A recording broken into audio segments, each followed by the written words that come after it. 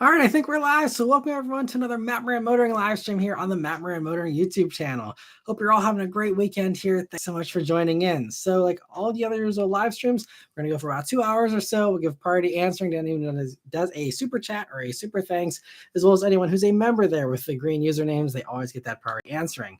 And so I see a lot of people have already joined in. Thanks so much for stopping by, everyone. I see we have Theodore, Scott, Mike, Anthony, Double Strike, Grand, Kyle, Brian, V. Mitchell, Cars, Raphael, Wheatman, Six Licks, Luke, Truck and Car Guy, Cam Jam. Thanks everyone for stopping by. And so getting right into, I see Theodore's got the first question. He says, is there any truth to the four-door Mustang? We will have to wait and see. I don't personally know of any guaranteed facts or anything, but it sounds like the growing consensus is that yes, it is actually happening. So we will have to just see if that does in fact turn out to materialize.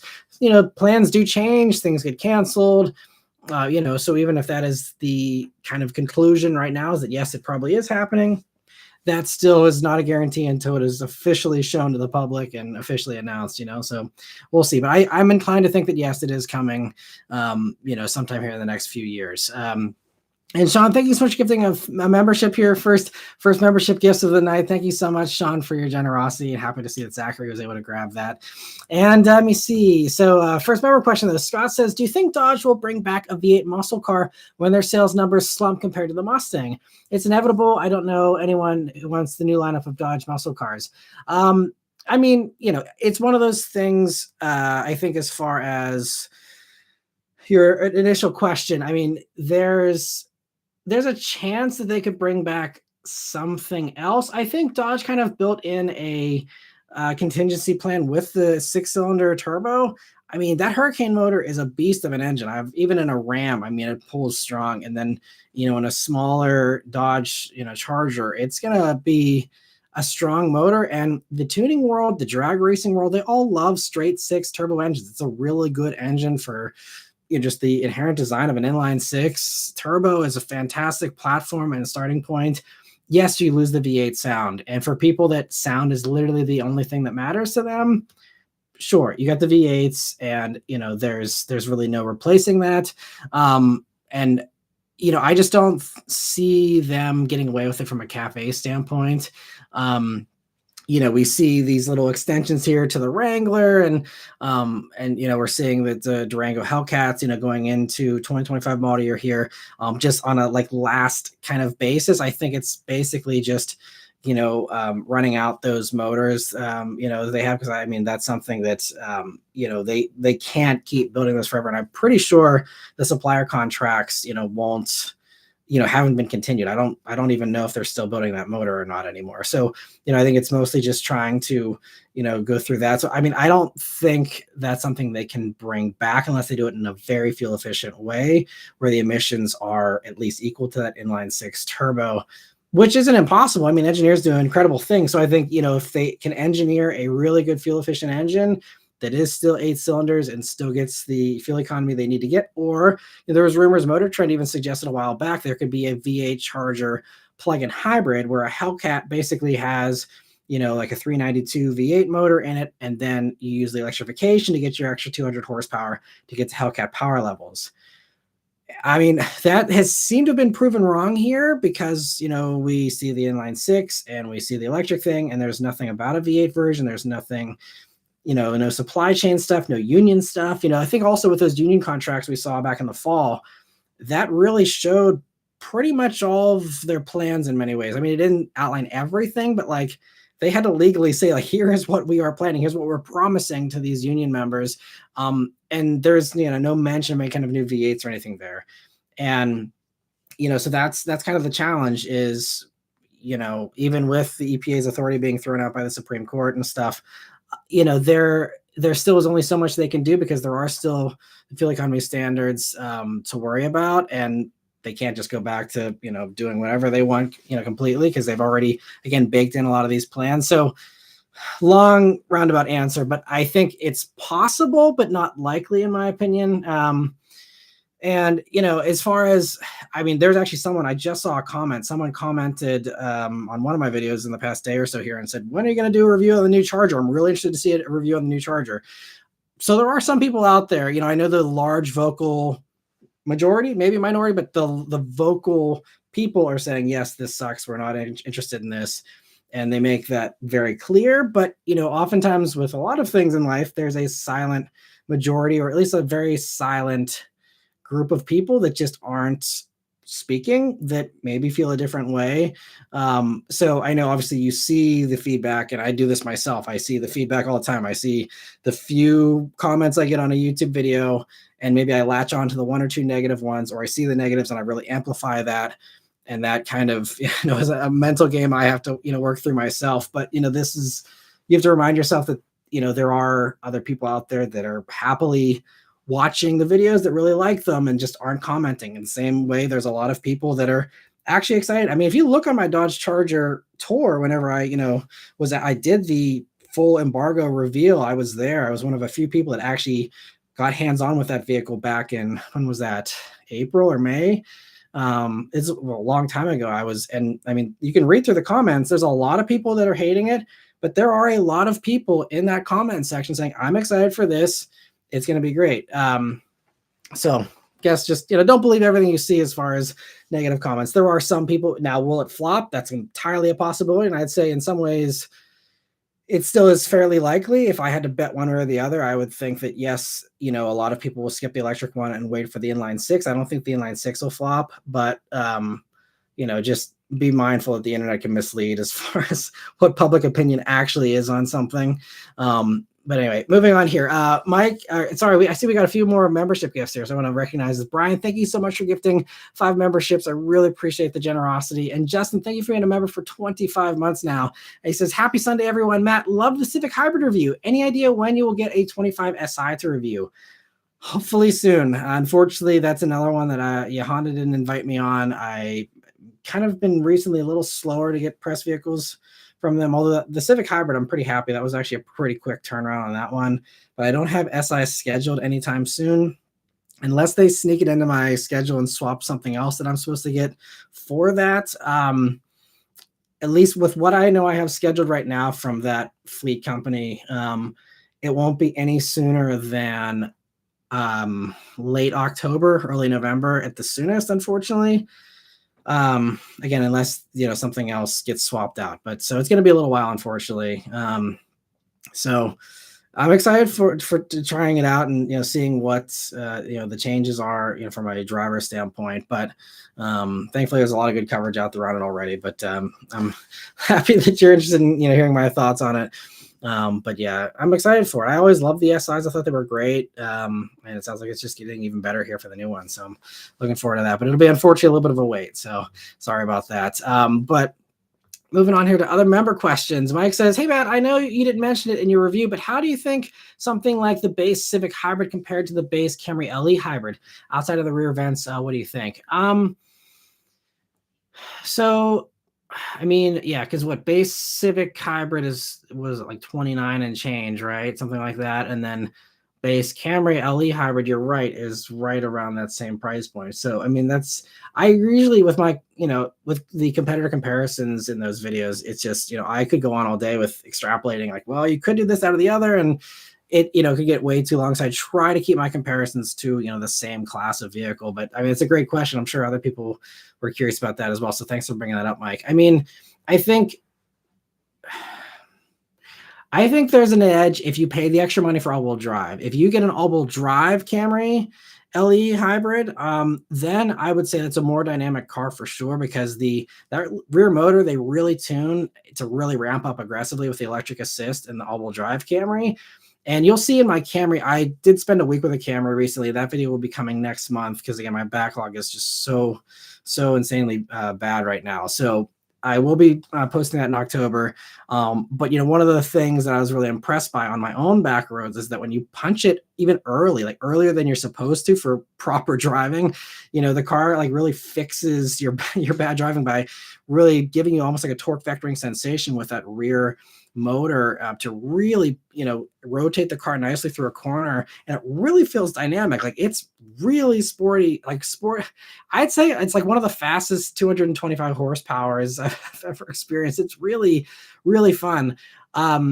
I don't know, what the hybrid component is to you as far as from a value standpoint, if that's something you're excited about or interested in or whatever, but even just from a performance standpoint, I think the move, if you want something that's similarly priced as Civic Hybrid, but even better, I would say yes, all-wheel drive Camry, LE Hybrid. I'm not sure exactly what that comes out to, but it's probably not far off from the 33, of a higher trim of the Civic Hybrid. I mean, yes, you don't have leather seats, you don't have some of the other luxuries of the Civic at that point, but if you're just talking about driving excitement and fuel efficiency, and those are your main two goals, and you don't really care a whole lot about, interior differences aside from those events, then I would say I would rather have the Camry all-wheel drive hybrid. And even the front-wheel drive Camry is still great. And, I think between those two, it's kind of a toss-up. It really comes down to, do you want more space? And if space is of value to you, then I would say that, the Camry is the better value. Now, the flip side of that is the Civic interior is a little bit nicer, in my opinion, as far as like the switch gear. You have still the nice metal knobs on the climate control. You have little metal trim around the window switches. All the buttons have a nice resistance to them. The Camry feels a little cheaper in that regard. So, there's some trade-offs there. So just, you have to weigh those things and what your, personal preferences are on those things. If you don't care about the window switches, then Camry, would be completely fine. And you can get the bigger screen on the Camry as well and have satellite radio, which you can't get in that top screen on the Civic as well. But if we're talking base ones, I still think base Camry is a better value just because you get more stuff for your money. And, there's really no fuel economy penalty either. So yeah, I think Camry LE Hybrid is great. And they do such a good job with those base trims too these days that it's a really solid amount of equipment still too. So hopefully that helps you a little bit. And great question as well, Mike. Thanks for stopping by tonight. And I see also we have some more gifting here. Thank you, MDKN, for gifting another 5 memberships here to a bunch of people are able to get them. I see we have some familiar names and also some new ones there as well. So that's great. Thank you so much, MDKN, for your generosity as well. Great to see so much generosity here already tonight. It's really appreciated. So thanks so much, MDKN and everyone. And let me see. I also see, thank you for a super chat, Sean. I really appreciate that. He says, with the Fed cutting interest rates, are you hoping to see an increase in new/CPO car sales soon? I know there's a lot of prices cut because of slow sales. Yeah, I hope we see a renewed interest. I mean, it is, just a 0.5 percentage point. That's not going to make everyone run to their nearest dealer. But I think some people that were on the sidelines that, had a little bit of time, they weren't waiting for 0% interest rates or anything. But, people were like, okay, well, now it's a little bit better. I really need a car. I was holding out for a couple of months, hoping for this rate cut. Now I'm going to, get off the sidelines and, go and get something. I think that you will see a lot of that. I think, it is going to boost it. Whether it's a drastic boost, I don't know, but I think it certainly will help at least a little bit. And for me, especially, that is something I was excited to see because obviously, for one, I mean, cutting interest rates is always, better as long as we have that inflation under control, which it seems like we do now, so it's going to be great. But also, again, my job, a lot of the people who watch reviews are people that are car shopping. And if people aren't car shopping, this is why one of the reasons, obviously there's a variety of reasons, but one of the reasons the channel I think has been struggling, not mine, but even everyone's, this is something everyone's like, well, there's not as many people car shopping. And so that's hurting views as well. Because people are like, well, what's the point of me watching any of these new cars? Because they're all going to be charging me insane interest rates. And it's just not even worth seeing what I'm missing out on, So yeah, I think there is going to be some renewed interest there.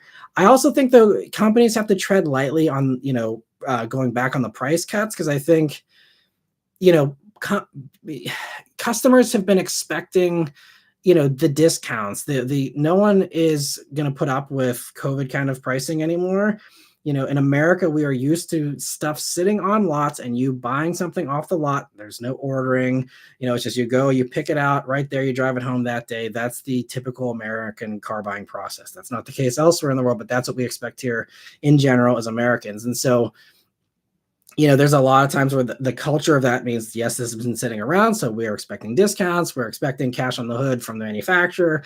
And people want to feel like they're getting a good deal. No one feels like they're getting a good deal paying MSRP and certainly not paying a markup. But, everyone wants a discount, even if it's a mental thing of, you know, a little $500 thing, just to be like, okay, I got something, and they feel like, okay, I didn't completely get ripped off, you know, and that makes them feel good. It's just a head game thing, you know, for a lot of it, you know, versus a substantial like actual savings.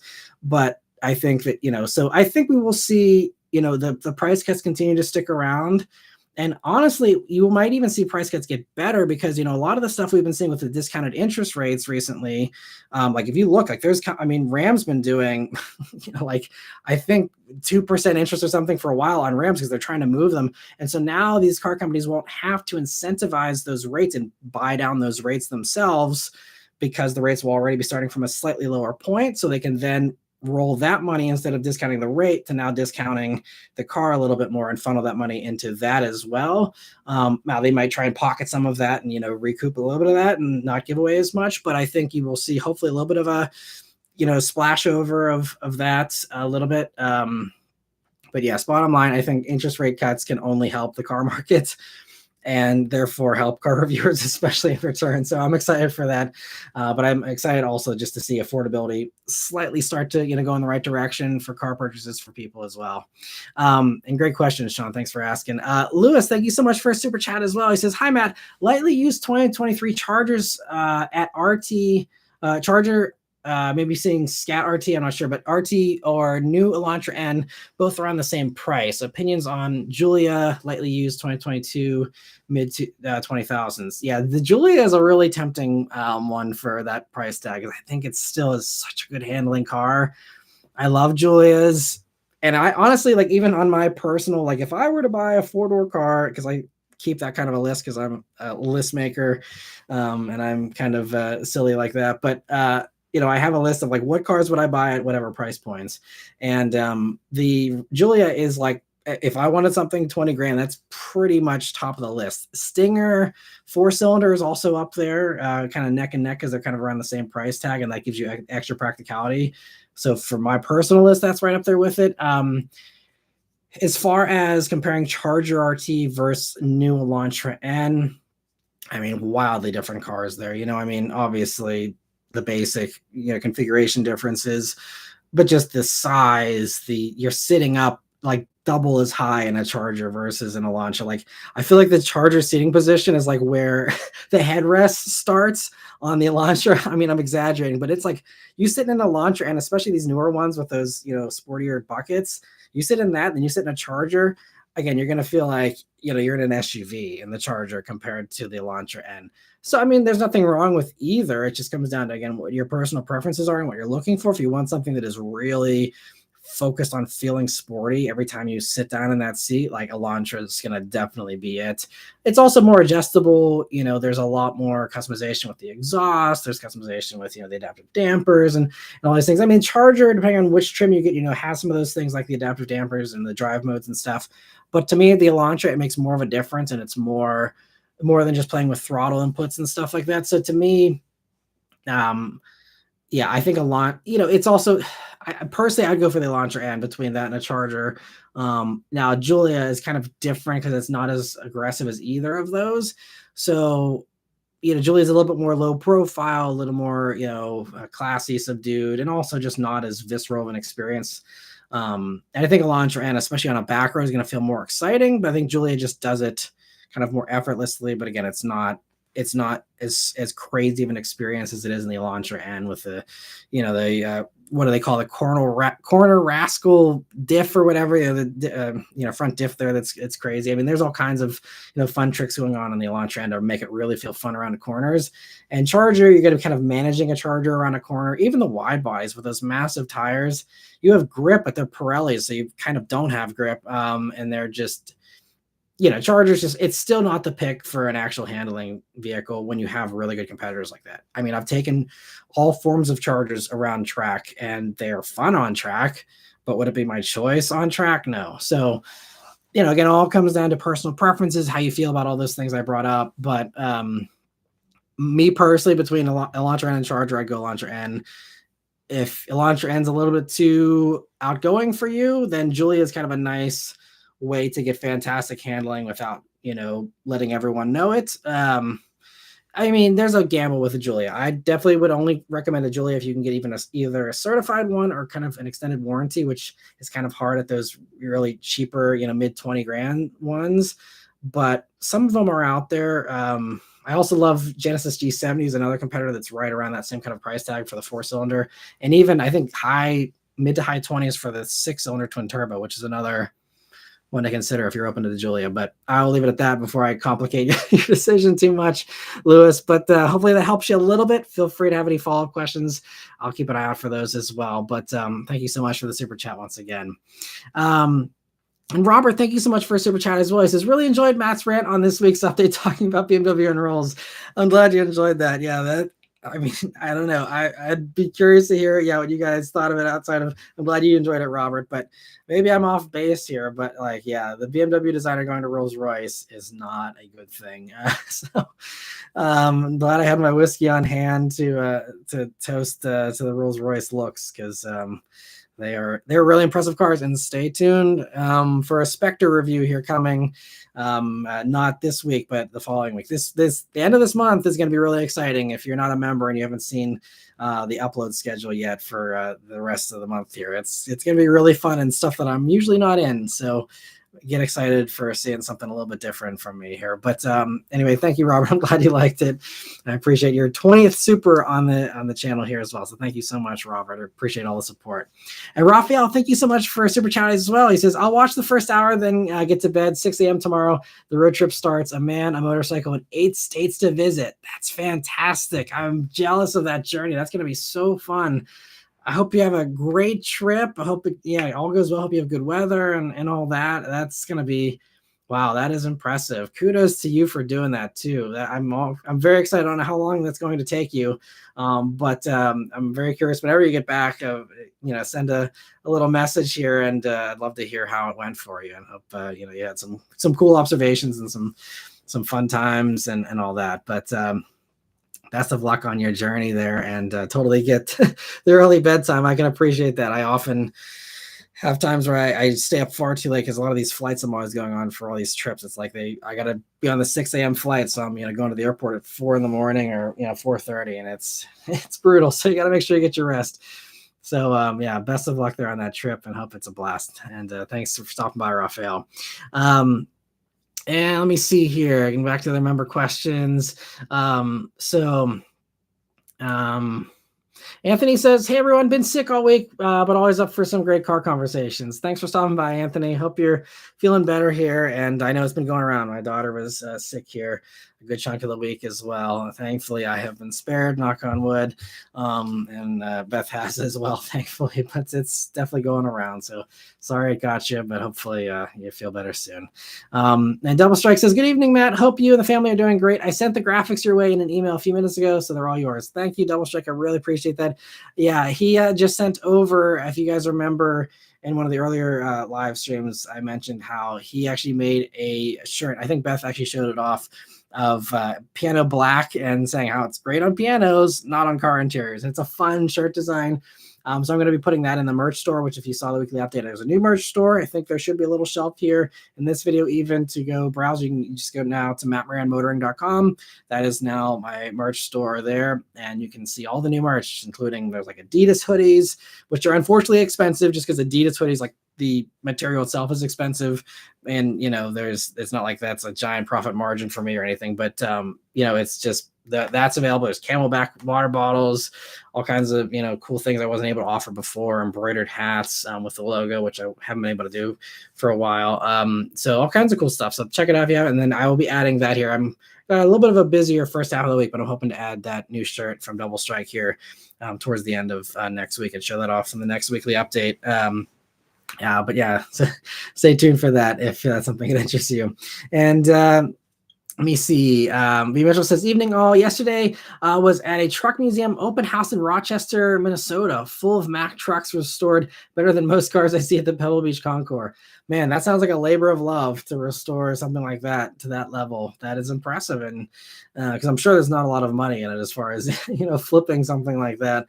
So that's great. Hope it was a fun time. And I didn't know such a thing even existed. So thanks for the info on that. And hope you're doing well Brian, and thanks so much for your order in the merch store there as well. Hope you got the little thank you video that I sent. But it's another thing, by the way, anyone who does a merch order, that's one of the cool things with this new site that I have is I'm able to do video responses and actually do a personalized little video clip to thank those of you that order on there as well. So another fun little perk that I really love about this new merch store that I have. But Cars, thanks for stopping by. It says, happy Sunday, everyone. Have you seen James May's recent review of the Cybertruck? It was interesting to get his perspective and entertaining as well. I haven't seen that. I saw it pop up in my recommendations, or I think I'm actually subscribed to his channel, so it's just in my sub feed. But I added it to my watch later playlist, but I have not had time to watch it yet. So yeah, I'm curious to hear his thoughts. I did get 2/3 of the way through the last Grand Tour finally here just yesterday. I'm gonna watch the final third here, and I'll be sad to see it go. But that was an interesting. It's kind of interesting with their like comments on EVs randomly while they're doing their road trip and stuff. There's some interesting stuff. I won't go on a tangent about that unless everyone wants to hear about it. But it was kind of weird. I'll just leave it at that.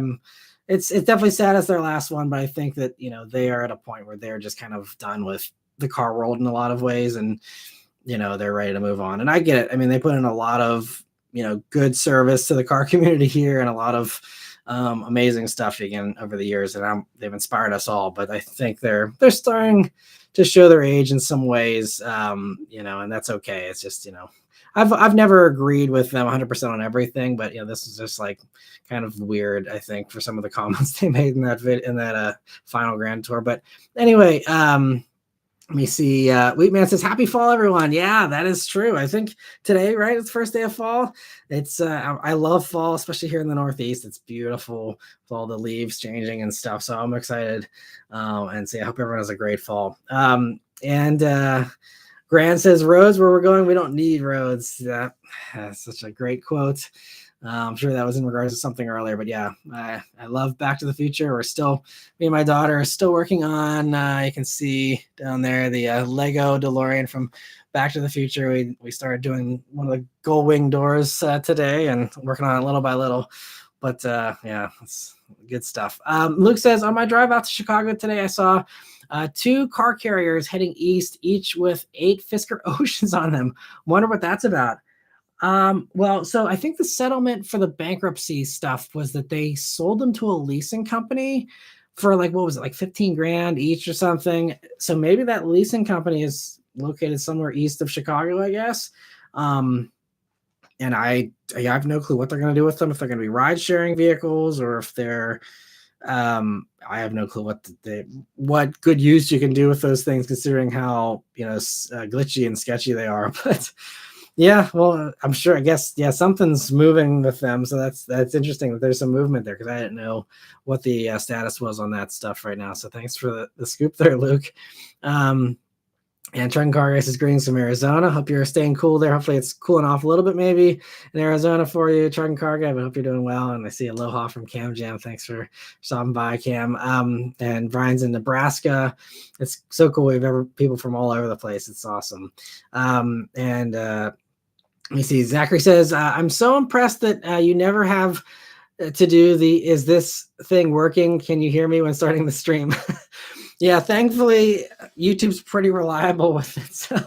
So it's it's so funny how so many people's live streams, like the first minute is them like staring at the camera and like waiting for people to come in or whatever. And it's just like, kind of weird. doesn't help with the after live viewing on those things, because it just kind of not the best welcome. But thanks for stopping by, Zachary. Hope you're doing well, and thanks also for your order too at the merch store. Really appreciate that as well. And Good Stick says, a recent report saying that the people who buy a Cybertruck are losing 10 grand in depreciation every week. I didn't realize they were depreciating. Are Cybertrucks not? I thought they were still like getting flipped and stuff. Are they now going down in value? That is news to me. I mean, I guess I can't say I'm surprised, but I kind of am, because I feel like there's still a long wait list for them, right? Or maybe there isn't anymore. I have no clue what the status is on those at this point, with public perception being what it is, and Elon being who he is. I don't know how many of those reservation holders are still waiting. That's fascinating. You would think if they're depreciating that fast, then people would just like hop out of line and just pick up a lightly used one or something. But yeah, I just saw one today. I always just have to laugh when I see one, just because of their taste in vehicles. Honestly, again, it's subjective, but it's just always funny to see. And Ford Enthusiast says we already have a four-door Mustang. It's called the Mach-E. Not right. I know. Yeah, and even it's funny you say that, because just this past week, my wife was stuck in construction traffic in the Mach-E, and she was just kind of stopped there, and there was like a construction worker doing something, and she had her windows down for whatever reason, but he was like something about like, how do you like that thing or something? And she's like, oh, it's great, I really like it. He's like, still not a real Mustang though, or something. She's like, yeah, I know, that's what my husband says too. Like, it's just like people have to like, remind everyone of that. And I mean, it's true. I also agree. I still do not like that it has the Mustang badge on it. But it's so funny that Jim Farley even is like not recognizing. He's like, we'll never do a four-door Mustang that's electric. And it's like, well, you already have that. You kind of have been saying that the past 4 years, ever since that thing, actually 5 years now, that thing's been out almost. And so that's just Jim Farley being Jim Farley these days. But yeah, it's funny. And Dylan says, I'm hoping we can hear more about those Genesis Magma cars. That G80 concept still comes to mind occasionally. Yeah, that thing is sweet. I don't know why that one in particular, they said was only going to be for the Middle East. I mean, maybe Middle East market has a huge love for G80 or something, but I mean, I don't know why they would withhold it from other markets, especially the home market. You would think, even if they wanted to skip it from the US, you could at least offer it in Korea, but it didn't seem like that's even happening. So I don't know. Yeah, that was kind of a strange one, but I agree. A G80 Magma would be amazing. And I'm excited for all those Magma cars. I mean, Genesis and Hyundai and Kia, I mean, they've been bringing the heat, and I think it's only sounds like good stuff coming from them. So I'm excited to see those Magmas show up here. Alex says, hey, Matt, with Chinese EVs threatening to take over the market, which car brands could be in danger of significantly losing EV market share? I mean, everybody. You can't beat them on price. I think strangely, the best car positioned in the EV market, which isn't even on sale yet, but if the rumors turn out to be true about the VinFast VF3, I think it is, which is the tiny little like Suzuki Jimny looking two-door little electric thing. If the rumor was that would be around 20 grand. If that does actually deliver, then that's the only one, strangely enough, that I think stands a chance against the Chinese EVs. I mean, you have like I think some of the strongest challengers, like the Chevy Equinox EV, that it's over 300 miles of range for 35 grand once that base one fully comes online here soon. That's the kind of stuff that kind of puts a little bit of a fight up. But I mean, most of these Chinese EVs, I mean, they're like low to mid 20s for like a sedan, like a large-ish, like roomy thing. I mean, you can't even match that with the gas stuff. I mean, what do you get for 23 grand? Honda won't even sell you a Civic for 23 grand anymore, basically. So I mean, like, it'd be crazy. And so I think this is why, the tariffs were kind of put in place to protect, the American economy, the American stuff. And I mean, maybe if these Chinese companies do actually are allowed to build, factories in America and build these things in America, then that kind of changes the appeal of them, because the whole appeal of these Chinese EVs is they're super cheap because they use super cheap labor. You're not going to get super cheap labor in America. Now you can have super cheap materials still, but you're not going to see if they do actually build them, because I believe even like, again, I don't want to get into politics, but the two sides is right now the stance is there's the 100% tariff, so that's going to keep the Chinese EVs out unless they're built in North America. And even then, it sounds like there was some talk that those tariffs could even be upped to exclude the Mexican plants that the Chinese companies are considering and stuff like that.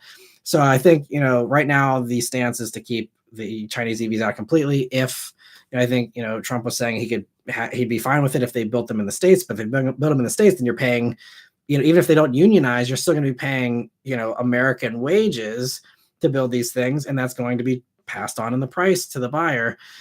Maybe it'll be subsidized for a first couple of years just to get a foothold here in the market, but they will eventually go up because they will lose money if they sell them at the prices they currently sell them elsewhere in the world with Chinese labor. So you got to keep the labor costs in mind there, and that's going to hurt the appeal. So I think that's why also you're seeing like Ford scrambling to get this $25,000 EV out. This is why you're seeing, Chevy trying to bring in a bunch of stuff that's, cheap to compete. Because I think one, they realize that if we're going to have mass adoption of EVs, you got to make it affordable for people. And I think you also, again, have to, beat the Chinese before they get here, if they do arrive here. And so that's why there's this big rush to get these, cheap things out there for that contingency, because, we don't know what's going to happen in November and what's actually going to happen regardless of who ends up getting elected. So, that's why there's a little bit of uncertainty there. And again, all these companies also still have this passion for affordable EVs. So regardless of what happens politically, that's still a direction they want to go in. So I think for them, there's no downside to rushing that out. But I think that, all these companies are really terrified of the Chinese competitors, because it's tough to compete with whenever you have dirt cheap prices. That's, at the end of the day, people just care about prices. I mean, it's so funny, even like my Lincoln Nautilus review, with that being built in China, there's people like, well, I'm not buying a Chinese built thing. But then the second that the idea of Chinese EVs coming here that are cheap, all of a sudden everyone's like, wow, why are we keeping the Chinese EVs out? We should have them come in because they're cheap. And, so once it all comes down to money, once price gets to the right point, then all those objections go out the window and people are like, sweet, I can get a brand new EV for, 20 some grand, and people all of a sudden are lining up for them, so that's all it comes down to. It's kind of funny, but it's a very real threat, and it'll be very interesting to see how things play out and what ends up happening. We saw, even I think just BYD, it only took them a couple of years to like basically take over a majority share of the Brazilian car market, I believe is the right country, that they just kind of went in there. There weren't any kind of protections against them, and they went in and just beat everyone on price. And now they are, I think, again, don't quote me on any of this stuff, but I'm pretty sure they now have a very large, if not a majority market share in Brazil. Again, I could be completely misquoting all this stuff, but somewhere they have conquested in South America aggressively and now have a giant share of the pie. So that could happen anywhere in the world, again, because it all just comes down to money. So we'll see what happens. But right now, everyone's sweating in their boots, I think, a little bit, or shaking in their boots is the correct phrase. But anyway, let me see. Vishal says, hey, Matt, I saw an article on how Dodge Hornets are being discounted like crazy. It mentioned a dealer in Cali has 23 GT Pluses, or 2023 GT Plus, 43 grand MSRP for 24. Yeah. It's interesting. I've seen that mostly the RTs are more aggressively discounted because, one, I think there's less appeal for those for most people, and because they can bundle in the $7,500 lease discount into those RTs. So those ones are getting extra discounts that make it, look like the price is low, but it's just because of the lease loophole for those. But yeah, absolutely, it seems like very few people want Hornets, although I'm seeing them start to pop up, probably because they are so cheap. I haven't seen them that low, because I did look a month or two ago when people were mentioning this somewhere. I was like, how much are Hornets going for around here? And from what I saw, maybe those higher option ones are a little bit more, but I was seeing in the neighborhood of like 5 to 8 grand off. That could have changed in the past month. If it's 24 grand, it's a lot of vehicle for 24 grand. I mean, it's what, 260 horsepower, right? At 295 pound-feet of torque. I mean, that's a lot of power. I mean, again, Honda won't sell you a Civic for 24 grand. So yes, it's a little buggy, and I complained about this in my week with the Hornet and with the Tonale. They have some electrical glitches. I'd recommend getting one that has as little driver assistance tech as possible, because that seems to be the stuff that's been going haywire, at least in my experience. But yeah, I mean, if you get a Hornet for 24 grand, I mean, get a 24 grand for a new car, most stuff can be forgiven, or at least dealt with. Again, because you have a new car warranty, so it might be inconvenient, but if you can get a deal on them like that, that's not a bad buy, I think, because they are actually a good little vehicle. I enjoy driving it in a vacuum without thinking about the issues and without thinking about the high price. If we put price and we put the issues aside, in a vacuum, it is a good little car. It's got some nice materials in it. It drives pretty well. I had a few complaints with that as well, but again, those imperfections get smoothed over real quick once it's 24 grand. So that's impressive. I'll have to check out the pricing here when I get done with this and see if it's the case around here. Goodstick says, I think the Chinese EV takeover is similar to the Japanese car takeover in the 1970s. After they hit the market, American brands partnered with the Japanese companies until they made a worthy competitor.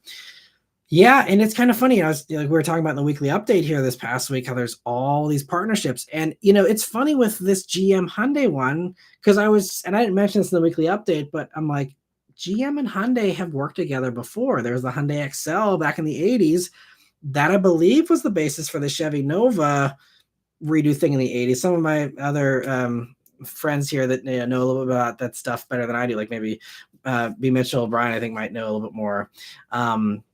But there's some of those things in the past that we have seen before, and it's really funny how history is kind of repeating itself in a lot of ways. We have kind of the oil embargo kind of situation, not to that extreme of a standpoint, but we had high gas prices in the not too distant past here, and we had this crunch of, okay, everyone's going to give up these big gas guzzlers and go to more fuel efficient stuff. We're not downsizing to tiny hatchbacks, so even though that would be fun, but as far as just the consumption going way down again, like it did back then, and then when companies again didn't have anything to offer, they partnered up with other companies. You're exactly right, Goodstick, and it's now we're seeing all these companies band together, and it's the same thing. I think you're right. You're dead on. It is very similar in the same way that I think the difference is that the American consumers, when we're thinking back to 1970s, 1980s, we're also burned out with all the glitches, all the just unreliability, cars just rusting to pieces in a handful of years, just being kind of bad cars in a lot of ways. I mean, a lot of the good stuff from the 70s was pretty good, but as we went later into the 70s, into the early 80s, when a lot of those partnerships really ramped up, it was just, these companies, the American companies, weren't at their peak, and the Japanese offered solid reliability plus the value thing. And that's going to be the thing is, are the Chinese vehicles going to be cheap and high quality, or is it going to be one or the other?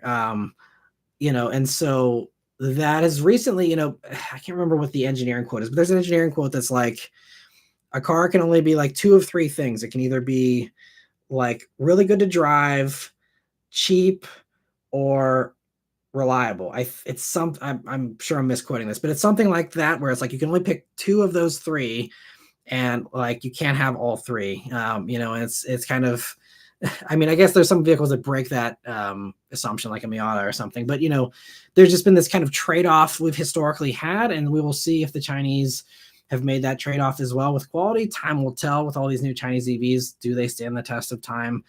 Do they fall apart? Where are they cutting corners? Are they not cutting corners?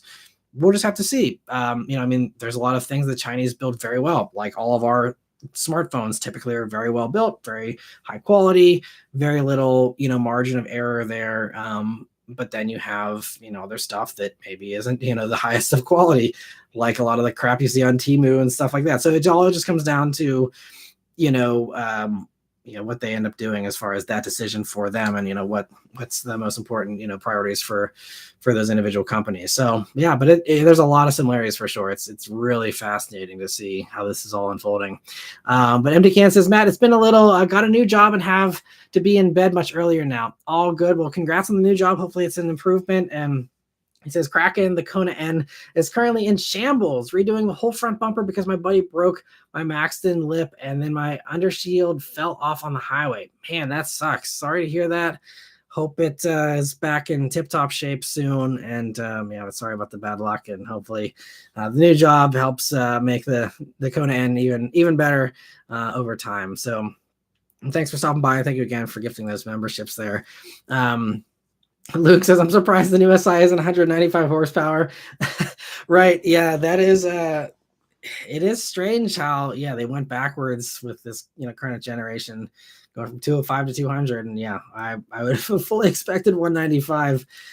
It's really strange how Honda just seems completely immune to any kind of criticism in a lot of ways.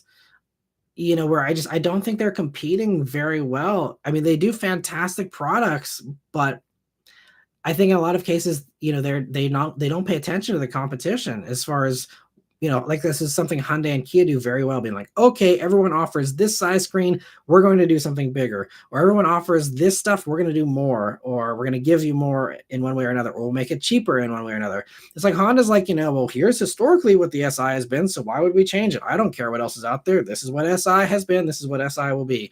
And SI should be priced like this because this is the market trend for pricing. I don't care what everyone else is pricing their stuff at. I'm doing my thing, and that's it. Like Honda's just like, got the tunnel vision and they're doing their thing. And I mean, I think in some cases that can benefit them.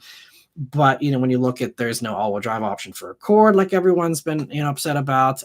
Then you see there's just all these low-hanging fruit that aren't happening. Even all-wheel drive for Civic, would be a great thing that is in the parts bin. HRV has it.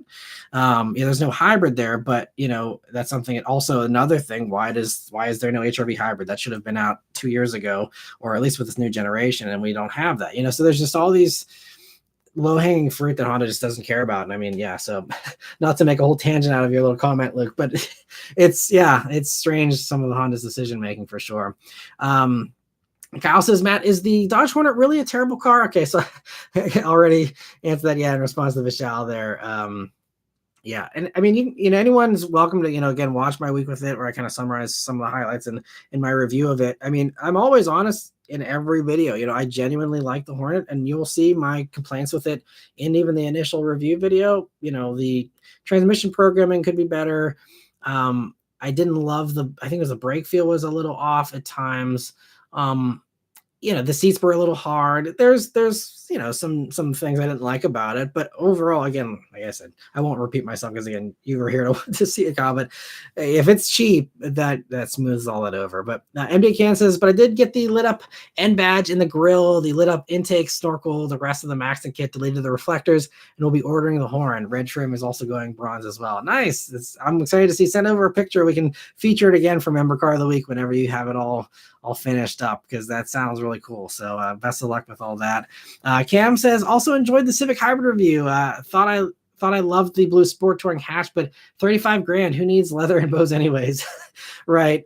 I mean, yeah. I mean, the Bose system is very good, but I hear you. I mean, it's pricey. I mean, thankfully, it's a lot of punch. It's going to be a solid little car. And I love that it's, the hybrid paired with a naturally aspirated engine, something that I wish Hyundai and Kia would move to as well. Because I think, we've seen for decades when Honda makes a naturally aspirated 4-cylinder engine, they're really good at that. And those do very well with hybrid, components as well. We see this even with Ford Escape hybrid, as well as Prius and others, and so, I think it's a really good combo. It's a car that'll run forever. And so there's some of that appeal to the Civic, hybrid as well. But again, you still get that same appeal with the Corolla hybrid, which is cheaper, and again, I won't rehash the video, but yeah, Civic hybrid, though, is really great if you have the money to spend, for that extra stuff in the Civic. And Driving Sports TV, thanks for stopping by. I really appreciate it. It says, reminds me, need to test the all-drive Camry off-road. I want to see that. Definitely put out that video. I'd love to see how that does off-road. And yeah, thanks so much for stopping by, Driving Sports. And let me see here. So I see Danny stopping by. Thanks for stopping by, Danny. MB Can says, I'd never get a new car. The prices are horrible. I'd easily get CPO over new. The thing, though, with CPO stuff is, you usually don't get as good of a rate on an interest rate. So if you're financing, anything used, even if it's certified, there's usually just not as good of a, rate there. So that's the only thing why new pricing is really appealing. If you can get a good deal on a new car, and then you get that really good interest rate, that's really, kind of a nice 1-2 punch there. And Cara says, I was amazed to see how much the cost of public charging is now. Yesterday's TFL truck video featured a Ford F-150 Coyote V8 and F-150 Lightning on a 100-mile loop, and electricity is equal to almost twice the cost. Yes, and that is also the thing that's tricky about public charging, is that it depends on the charger, it depends on the charger brand, it depends on the time of day, it depends on the location. there's a lot of variables. So, electrical rates are higher in some places than they are in others. That even goes for home charging, So, what it costs you to run something in one part of the country might be wildly different than what it costs elsewhere. But yeah, I mean, public charging, this is why I've always said, like, if you can't charge at home or at work, I don't recommend an EV because, relying on public charging every single few days or every single week to get you going. I mean, public charging can still be a mess depending on where you are. I mean, I'm fortunate to live around some pretty good ones nearby that are pretty reliable, pretty fast. And so if I need to charge, because a lot of like the large stuff that I can't fit in my garage, I can't charge it myself at home. So I got to go to a fast charger. So like I did that for Kia EV9. I did that for F-150, Lightning, Hummer, and I think one or two others. And it's, like even when I was just charging, what was the one I was just in? Hummer EV SUV, which I have a video coming on that here in I think 2 or 3 weeks. But I had to wait for a charger. And then when I finally got a charger, I got one I just share with someone else. It was only a 150 kilowatt charger. So we're both splitting that speed. And it was like I was maxing out like 58 kilowatts in a Hummer, which was taking forever to charge. And so, it's sometimes isn't great. And then again, if you're paying top dollar on top of that, it's just not a good experience. Now that again, it depends on all those variables I mentioned. For a lot of people, it is a fine experience. And I've talked to many people who say, yeah, I just, do my grocery run once a week. My grocery store has a charger. I plug it in. I go do my grocery shopping. I come out, the car is good and I'm good set for the week. And they never have issues. And there's a lot of people that do have that experience as well. They're not the ones commenting though. That's the thing. Same kind of internet bias of who's going on and saying their charging experiences, not the people that happily charge and then go about their life. It's the people that have an issue, that are the vocal ones, like any review for anything, as far as Yelp reviews, whatever. How many people go to a restaurant, have a good meal, don't think anything of it, and then move on with their life? But if you have a bad experience, you're running to Yelp or you're running to whatever, and you're letting the world know you had a terrible dinner or whatever. There's that bias there. So, I mean, again, this is why you have to be a little careful with what you see. But as far as the pricing, absolutely, there's an issue there still for sure. So I would recommend only buy an EV if you can charge at home or at work. That's going to be the best experience to kind of protect yourself from those unknowns. Because I think for us, like, since we're talking about price, I mean, I think to fill up the Mach-E here at home is like $8 for a full charge or something. Because again, we're in Pennsylvania where it's a little bit cheaper than other places.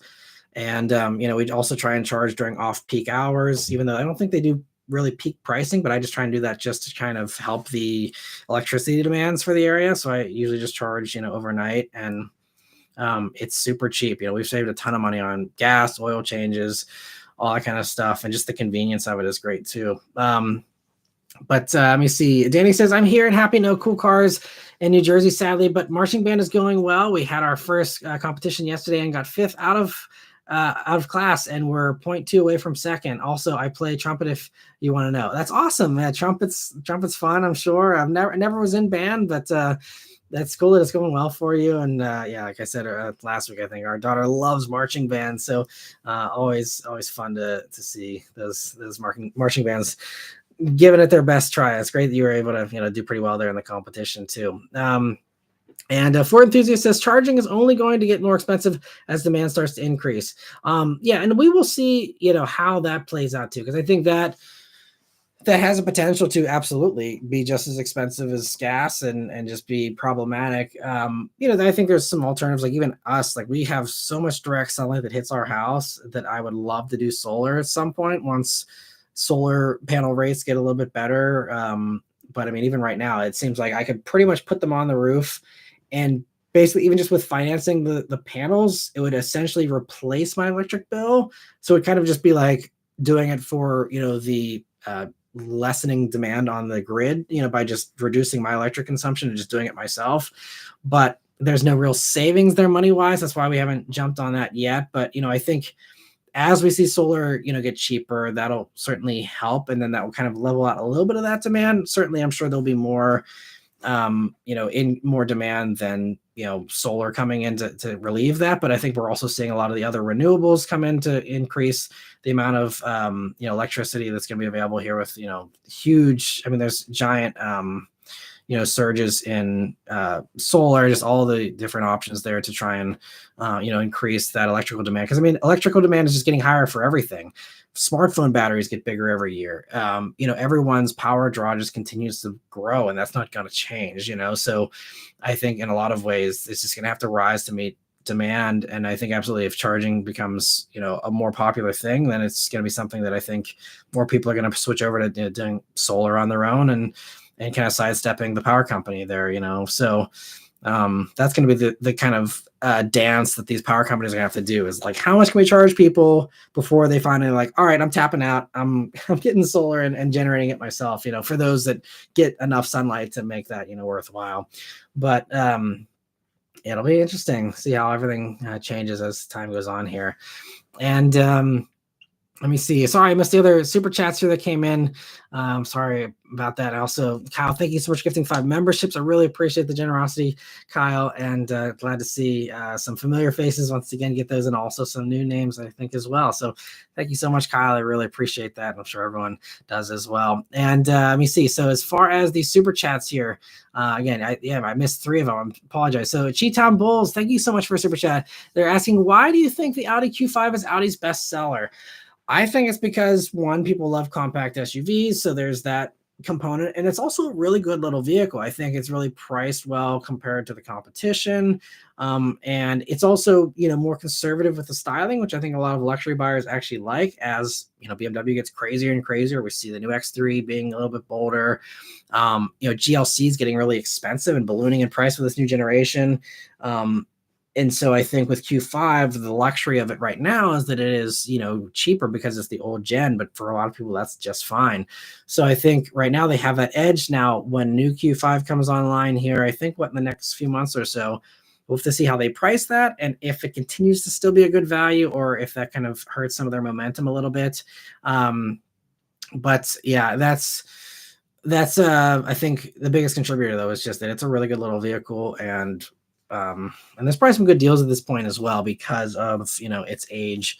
So there's some of that for sure. But I think it's just also, as far as why it's Audi's bestseller in particular compared to other brands, I think it's also just because it's, again, the most popular segment. So there's some of that. It's one of the cheaper ones, so that helps. And again, I think it's one of their best products, from a mainstream appeal standpoint. And Jordan, thank you so much for a super chat. He says, hey everyone, have you done a review on the Nissan Kicks? I have not. I am going to be reviewing one though this week, actually, and then I will be posting a review of that here shortly. I have a few other reviews I want to get to first because I missed the embargo for Kicks, so I'm not in a super big rush to get it out, but I am kind of bumping it to the front of the line because it is a brand new vehicle, and I'm getting it pretty early here. So I, still want to put out a review pretty fast. And it's also, again, an affordable vehicle that I think is a very underserved part of the market. So I love kind of magnifying those stories by being like, hey, look, here's something that's probably really nice and is, not insanely expensive. So I'm excited to review the Kicks this week, and I'm hoping, it's not going to light my hair on fire, but I'm, excited for the value. And again, bringing that affordability to people is, I think, really important. So I'm glad to see Nissan doing that. And Jordan, thank you so much also for a super chat. He says, can the 360 vehicle camera view be linked to a mobile device in case of theft or being hit when parked? Maybe in some vehicles. I believe Tesla lets you do that. I'm not sure because they have the Sentry mode. You can put those in. I don't know if other companies do have that, though. I think that's still a Tesla exclusive thing. It's an excellent idea. I wish our Mach-E did it. Unfortunately, it doesn't. So yeah, and I don't think there's anything else. You would think that other companies would have copied that, but I don't think anyone does. Maybe Lucid has. I'm not sure. And ICTFI says it's easier just to buy a 4-channel dash cam and hardwire it for parking mode. Yeah, you could do that. The tricky thing with dash cams is, I guess if you have side cameras that kind of cover some of that, but the nice thing with the 360 camera is it goes all the way to the ground. So you can see if someone's slashing your tires, you can see, versus if someone's smart about it and they see dash cams, they could potentially crawl their way down and, never be seen on dash cams and still, be able to do some stuff there. So I think, and also the thing with dash cams is tricky is with hardwiring, unless you have a battery, like a separate battery backup, if these are drawing on your 12 volt, then there's a kind of a time limit there before you kind of gotta, have that thing cut off just so it's not killing the battery. So there are some like external batteries and stuff available to keep those things powered up, but it's a little bit more involved. And it'd be great to, again, these cars all have this stuff built in. They have the motion detection, I'm sure, already. Like, that's very easy to code in, like Tesla has done. It's something, I don't know why other companies haven't done that, but it's a great idea, Jordan. And we'll see if someone ever actually, copies that. But yeah, great suggestion as well. And thanks so much for the super chat. And Rishi, thank you so much for gifting 5 memberships as well. I really appreciate that gifting. Happy to see a bunch more people able to join in there. And so we're gonna have lots of member questions here to go through here. And I'm so excited to expand that membership because there's all kinds of fun perks. There's the Discord server. There's the member posts that are exclusive to see, again, that upload schedule and all that, and also the member exclusive videos too, which are fun, the bloopers and stuff. I haven't done any member exclusive videos in a while. I want to do more, and if you have any suggestions for stuff you'd like to see as a member exclusive video too, just quick little things I can film on my iPhone in one take or something, that's kind of the vibe of those kinds of videos for me. But if there's stuff like that you'd like to see, let me know. And if it's something I can easily film, I would be happy to do that and post some more of those. And thank you again, Rishi, for your generosity. And all right, getting back to the member questions, I'll try and get a little less rambly here so we can actually not have a giant backlog here because I want to make sure I get through as much as I can. But so let me see, where were we? I see MD Cans weighing in on the question from Lewis there about Launcher N, but yeah, he loves his ends there, so great feedback there from him. Let me see. For Enthusiasts says, I would not touch anything. Hyundai dealership experience as far as service departments goes is terrible. I think that also comes down to which dealer you're talking about. I don't think every single dealer is terrible. Usually when you speak in generalities, it's in absolutes, there's going to be an outlier that invalidates that absolute, but I'm sure I've heard that some of them aren't great. I don't have any personal experience with Hyundai dealers around here to know my own surrounding dealers and how they go, but I have heard that Hyundai has some issues with dealers compared to others. But I mean, there's tons of people that still buy Hyundais and still deal with the service, and maybe everyone's driving around pissed off with their service experiences. I don't know, but if it was bad enough, you would think people would quit buying them and they would stop buying Hyundais and Kias, and that's not the case, which tells me that, again, it's another one of those things of the vocal minority that has a bad experience, goes and yells about it, and everyone that has a fine experience at a Hyundai dealer doesn't ever say so. And so you have that that bias there. But I don't know, maybe they are all terrible. It's possible, but I don't know enough about that to make a comment myself. But Good Six says, hopefully the new old BMW design team doesn't make the Cullinan SUV more ugly. It's already so hideous. Yeah, I don't know. Cullinan kind of grew on me. It was a little odd when it first came out, but I don't know. To me, the Cullinan still looks far better than most of the BMW SUVs, with a few exceptions. Like, I love the X5M. I think that still looks really cool. And X5 in general is pretty good looking. But some of that stuff like XM still is just revolting to me. But anyway, Joe says, describe what a perfectly roasted marshmallow looks like for you. S'mores fan, what's your favorite vehicle for being genuinely useful in a camping / moderate off-road situation? So as far as the s'more there, I'm the kind that likes to burn my marshmallow and like light it on fire and then blow it out and then put that in the s'more. So I'm one of those people, for better or for worse. That's my s'mores, a nicely burned marshmallow, and then everything else, the usual way. But as far as my favorite vehicle for genuinely useful in a camping / moderate off-road situation, I guess it depends on what your definition of moderate is. I think as far as trucks goes, I think the Ridgeline is more versatile than a lot of people give it credit for. Now, if Ridgeline capabilities aren't moderate, then obviously disregard that one. But there's a lot of variables here. It's going to come down to pricing and but if you're just asking my favorite, if I were to just go out and get something to do camping / moderate off-roading in, honestly, it'd probably be a Lexus GX.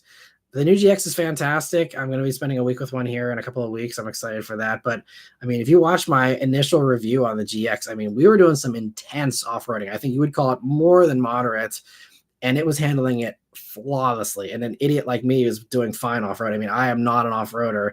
And even if my inexperienced hands, that thing just made me feel like a rock star going off all these crazy, things. I'm hanging wheels left and right. I'm going up these giant inclines and these giant declines and stuff.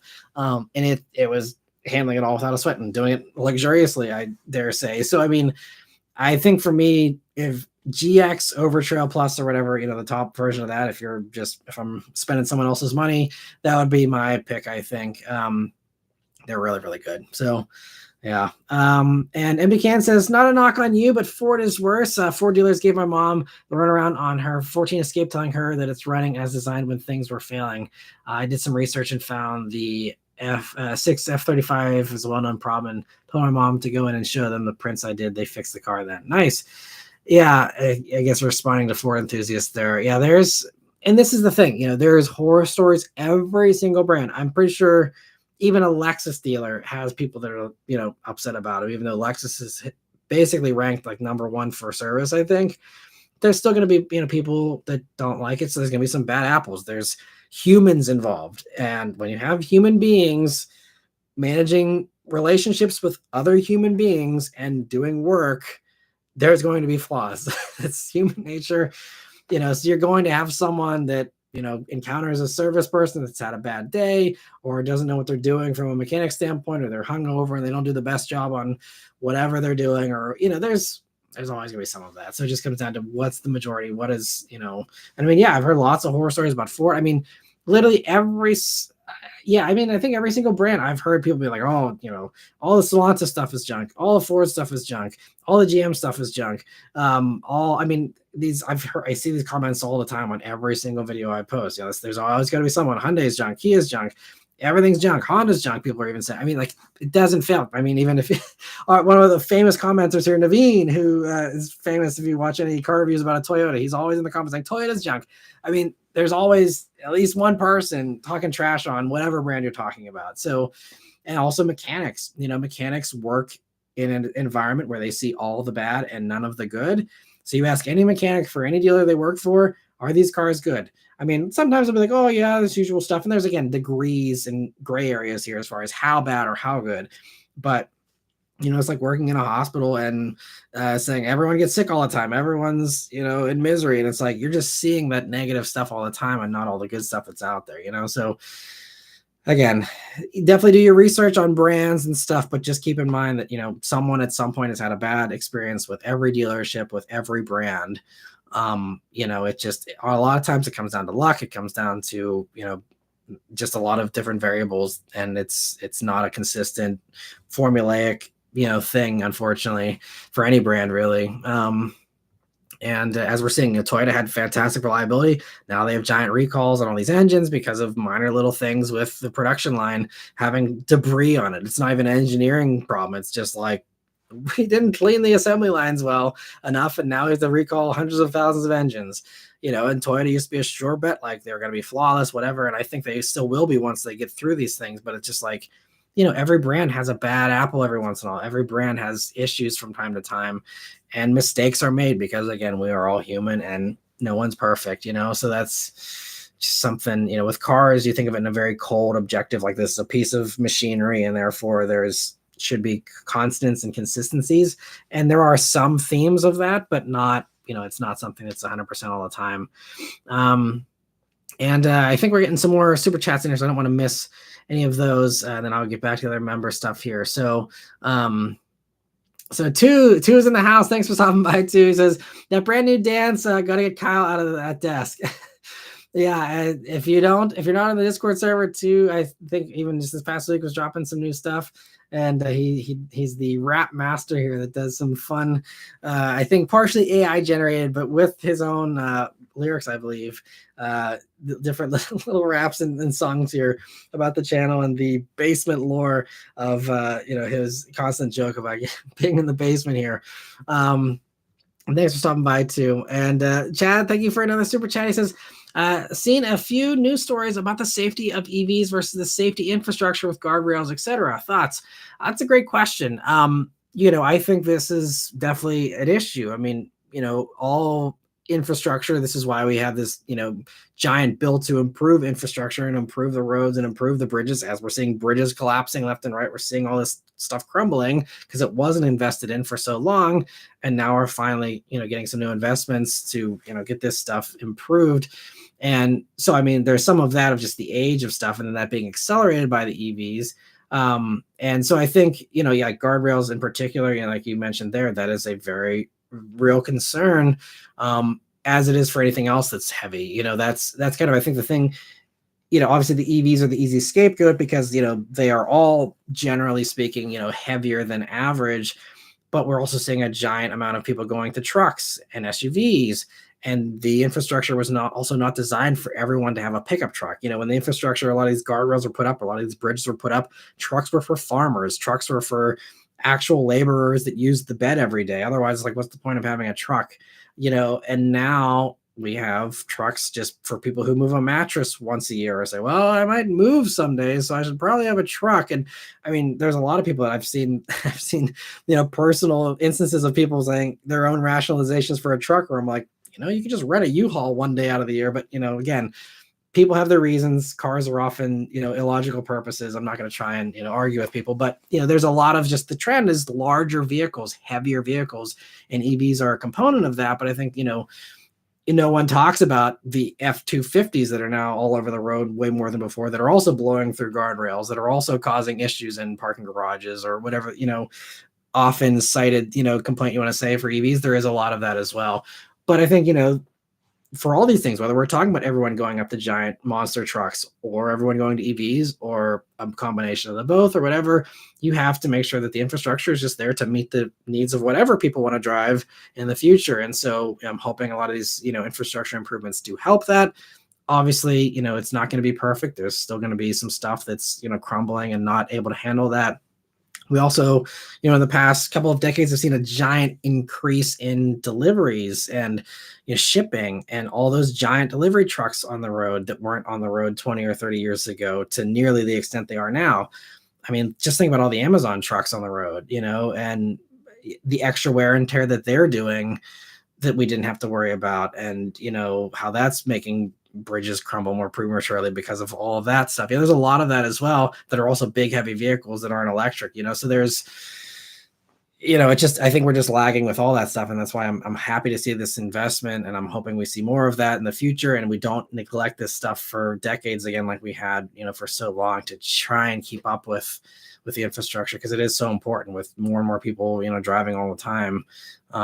And so, yeah, I think that's all very important stuff for sure. And great question, Chad. And Jordan, thank you so much for a super chat. I see you retracting the message, but if you want to, say it here, I'll try and respond there. But thank you again, Jordan, for the super chat.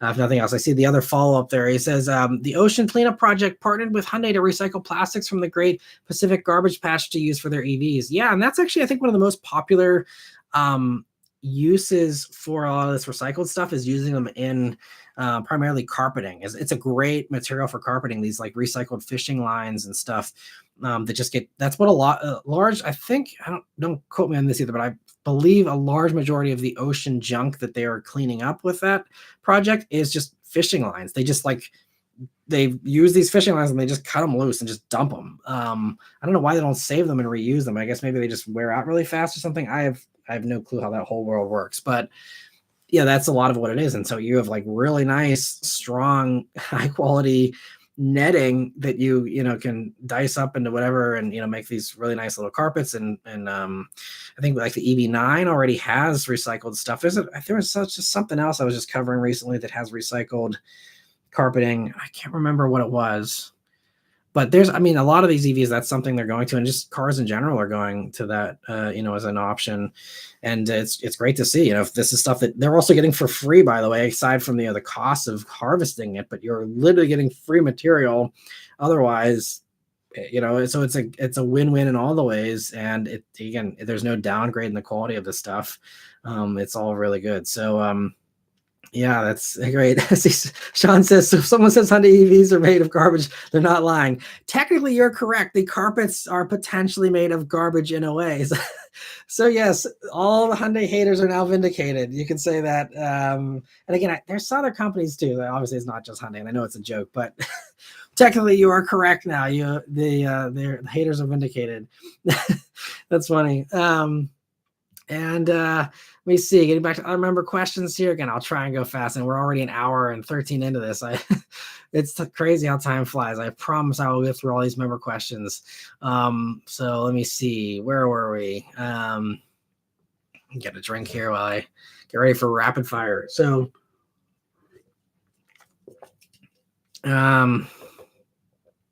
So Sean says, Alfa Romeo is a company that I would lease from but not buy. When I turn it in and they ask me if I want to buy out the lease, I would be like, that time bomb's got 30,000 miles on it. Are you crazy? I mean, sure, if you want a new one, they're great to lease, and that's definitely the safer way for anything that you have reliability worries about. But just for kicks, I have, like, whenever I occasionally look up Julia prices, I look at the Carfaxes of them. And I especially seek out high mileage ones to be like, is this a nightmare or not? And surprisingly, like I've been seeing a lot of them.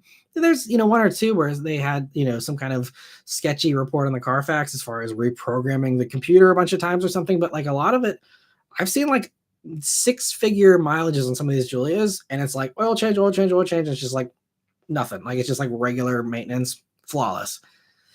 And that's another brand where, again, you heard a lot of hate early on. Some of it warranted. Car and Drivers Quadrifoglio was a disaster for them, and there's some real issues that they had, especially early on. But you go on Alfa Romeo forums, surprisingly, it's fairly positive, and a lot of people are like, "These are great. They don't deserve all the hate they get."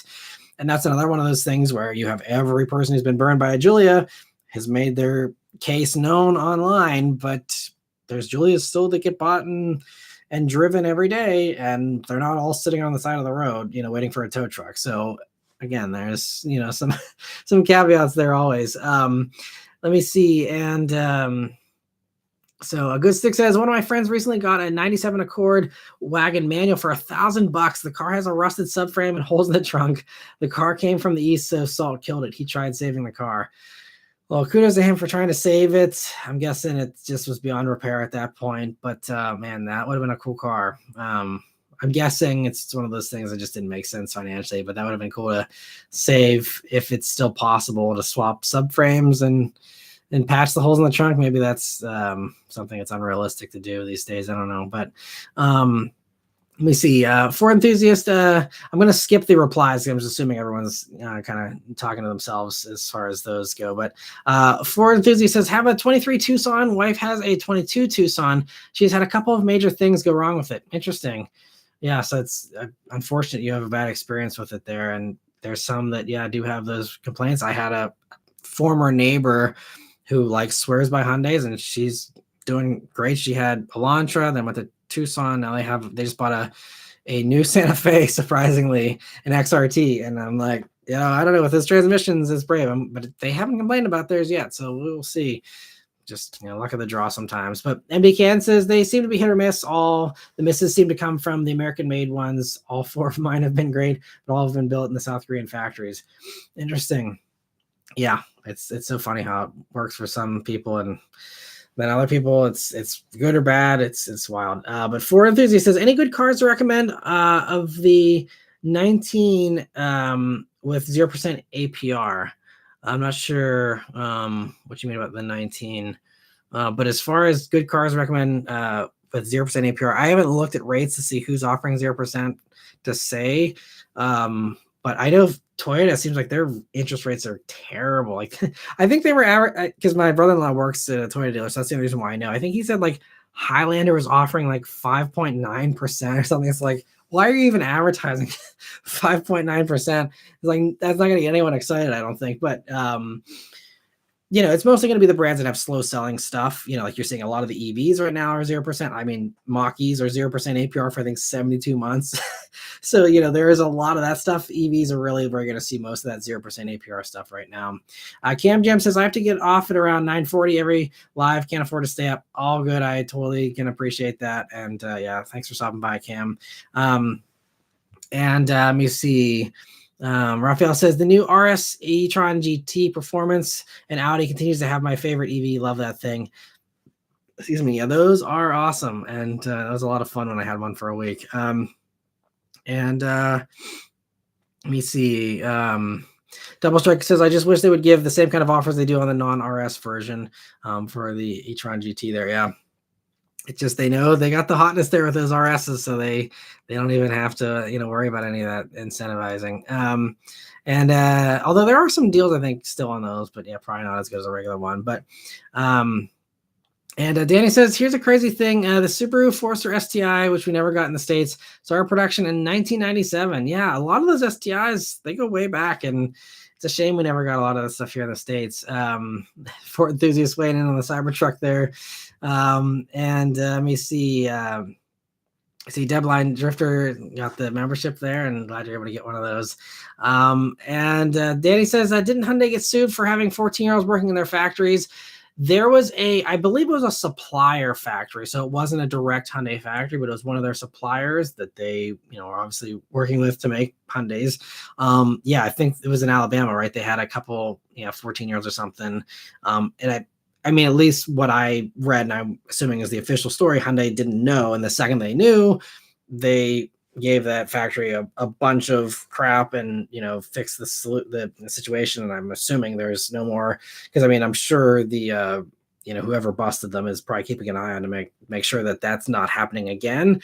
So, and that is, not to like give Hyundai an out here, but like, that's when you're managing a lot of different suppliers and a lot of little, extensions. Like, I mean, it's not like the Hyundai CEO can see the payroll of every single employee at Hyundai and evaluate to make sure they all are actually old enough. It's just one of those things. You have to hope that your management is honest and accountable. And again, human beings are imperfect, some worse than others. And so, if you have crappy hiring going on there and this culture of, that being an even acceptable thing to try, then that's, kind of stuff that happens. And I don't think that was the only factory. I think there was from other brands that also have been busted for stuff like that in the past, but I don't think this is like a, normal Hyundai practice or anything, or even something that of course they even condone because it's illegal. So, they're not going to do illegal things. They don't want to have to pay fines and get busted for things if they, don't need to. So they're not going to,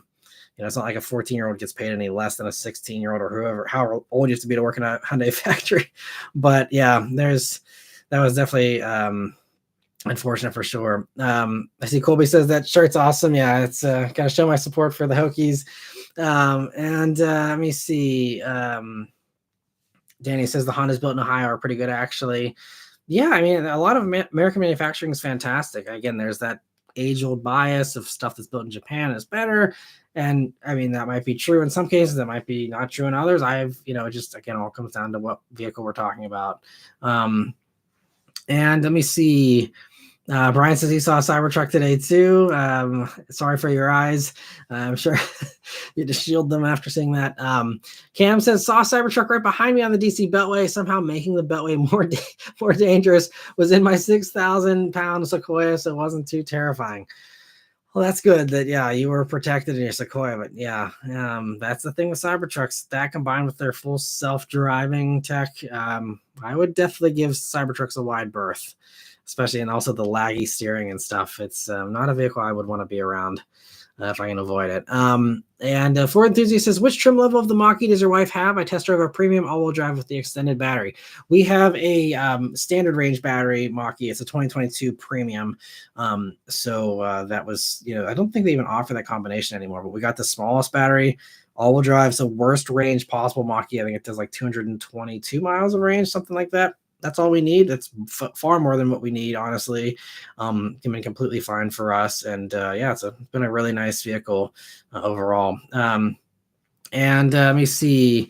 Sean says, what I don't see anymore? The 392 Wrangler. The first month they were out, I saw two in my town, both driving like jerks. I've never seen a single one since.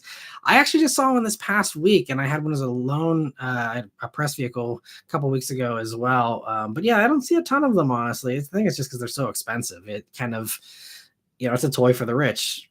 essentially, so that's going to, of course, limit the pool. Although I don't know how anyone affords Wranglers these days. I mean, they're all like 60 grand for even like a crappy one half the time. So it's like, it's strange how like people complain about car prices and then everyone opens their wallets for like cloth seat Wranglers for 60 grand. It's like, how is this? I'm guessing they're just massively discounted or something, but I just like, it's like what, there's that one meme where it's like, how is this like making sense? It's so confusing, the amount of people that buy Wranglers with how much they cost. But anyway, Danny says, does anyone remember this was before I was born, but the Jeep Grand Cherokee 5.9 Limited was the fastest production SUV, and that jump-started the fast SUV craze in the US. Not going to lie, I'm an '08 kid. Nice. Yeah, I mean, Jeep was really, I mean, with the Trackhawks and everything, they kind of, were spearheading that. And yeah, because I mean, I think it was, I don't remember the exact timeline, but yeah, I mean, that was one of the earliest ones before there were full-blown M versions of the BMW SUVs and stuff like that. The first generation of that and the Mercedes SUVs and stuff were all just regular. They didn't have any, super fast versions. And so, yeah, it's kind of crazy how that whole thing got kicked off. And I still think Jeep has some of the most fun, fast SUVs out there.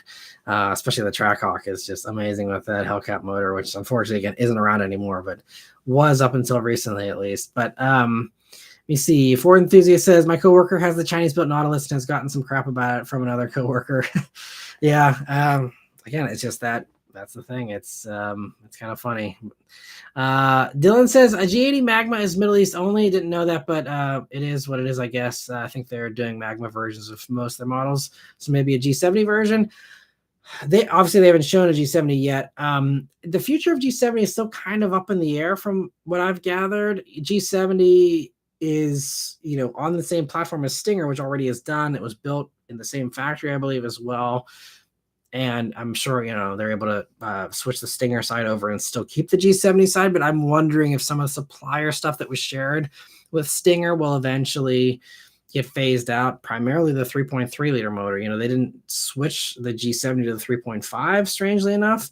And I believe the G70 is the only thing now to have the 3.3. I could be wrong, but I think everything else has gone to the 3.5 or the 2.5, So, I mean, yeah, it'd be interesting to see what G70 does and whether they will do a full new generation. There's kind of been discussion. I think the last rumor I heard about G70 that I talked about in the weekly update a while back, several months ago, was that they wanted to do a new G70, but then they said they needed to make it bigger because people say they wanted more space in the G70. And they basically just, if they were going to grow it, it would essentially be too close to G80 size. And then they were like, well, then we should just like lean more into G80 and just tell people to buy a G80 if they want like a next gen G70 or something. So it was kind of, I think the consensus for them was to simplify the lineup, just maybe have one, main sedan. I guess G90 is kind of like a fun pet project on the side. They don't really care about, the actual sales success of, but, I think G70 might slowly get phased out and they might just be like, well, just buy G80 if you want something. Because I mean, again, if we're talking next gen G70, it's going to get a price increase. And then that's going to also have to worry about stepping on the toes of G80 and stuff anyway. So I think that's kind of the consensus that I've been feeling from them. I could be wrong. Maybe they will change course or do something different, but I think that's kind of the idea. And, the like entry level Genesis will then become, the GV60, if they continue down this path the way they have been. So, and Danny says, my mom sometimes screeches the inside tire in our Bolt EV because we took a corner meant for 25. We pushed the Bolt through there going 40 and the inside tire went screaming away. I think that actually happened to me in the Bolt EUV that I had about a year and a half ago as well, because it's a lot of power instantly, and they're skinny little tires because it wants to have good range, and it wants to just spin them. It's kind of fun. You just have to take it easy to not apply the gas too fast. But there's a lot of front wheel drive stuff that will happily these days spin the tires because of how much power everything has these days. And let me see. Nicholas says, hey, Matt, happy Sunday. Do you think Porsche will sell the ICE Cayman alongside the new EV? I think that was the original plan, but gas version can't be sold in Europe now due to the cybersecurity issue. Right. Yeah. So obviously, not happening in Europe. As far as here in the States, I believe, I can't remember. I think I heard 2026 was the end for Cayman. I talked about this a while back in a weekly update whenever they announced the cybersecurity thing, but also the fact that they're keeping it around for the States for a little while longer. But then I thought I just recently heard something that said it maybe isn't sticking around and that maybe 25 could be the last year for it. Because they're going to have the new one, I think, come out next year with the electric. And I don't think there's as much of that overlap for that. I know there's going to be more overlap with Cayenne here in the States and Panamera. But I thought that wasn't the case for Cayman, if I remember correctly. So I think it also comes down to reception and how people take it. Again, they have supplier contracts and they can only, stretch things out so long. But I think that they've built in maybe, 6 months or something. And then it's probably going to be, one of those things where they're going to phase it out, kind of like Macan eventually, where it's like, yes, we know people still want to gas Macan, but, we can't keep that around forever.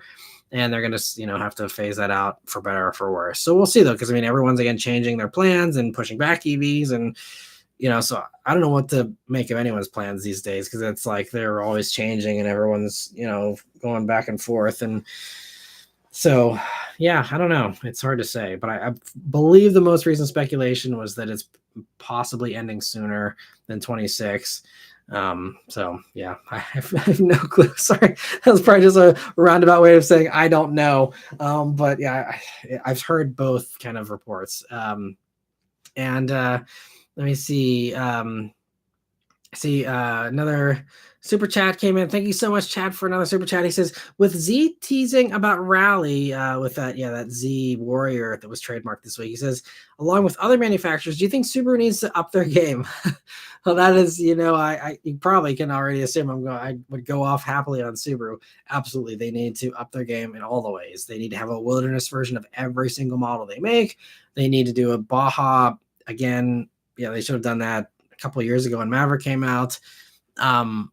So many things Subaru should be doing that they're not, that are easy, low-hanging fruit. I'm not asking for, a 1,000 horsepower STI or something. I'm just, like easy things that would be in line with what their priorities are currently, which is not the enthusiast stuff.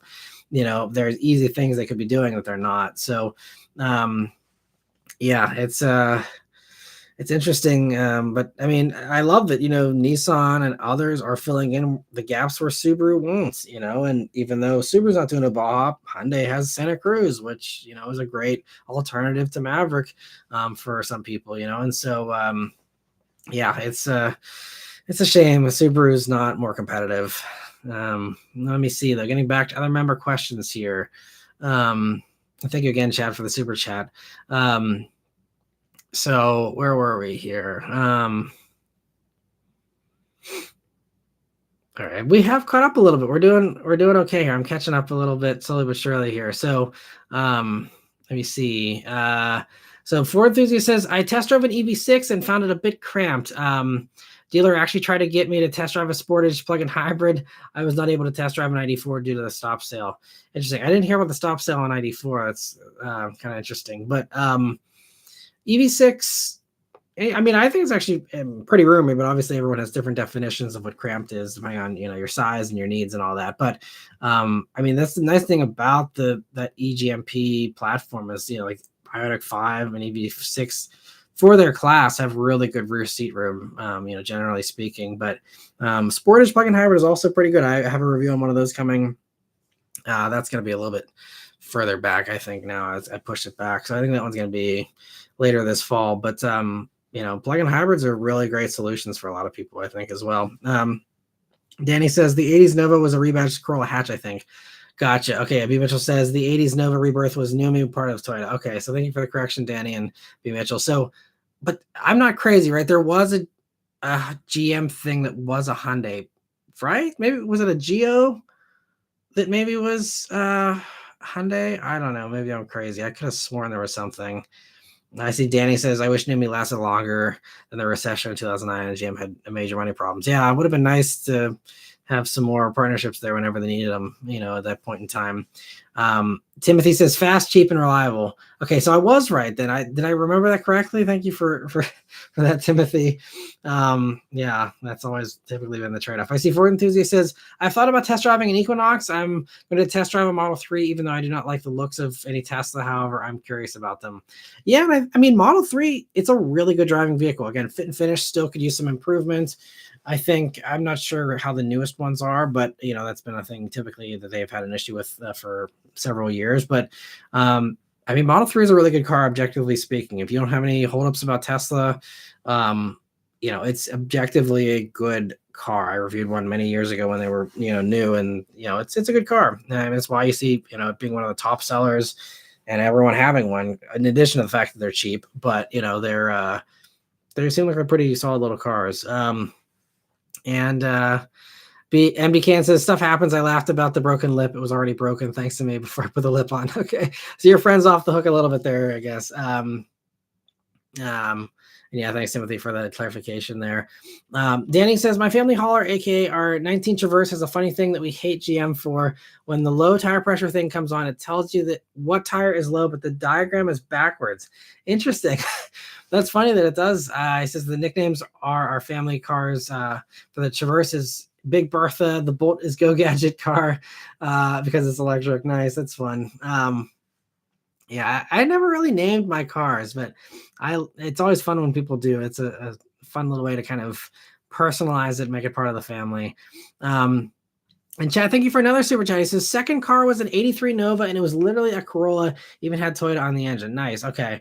Yeah, I do remember now that it was being Toyotas. So there's something, I'm sure.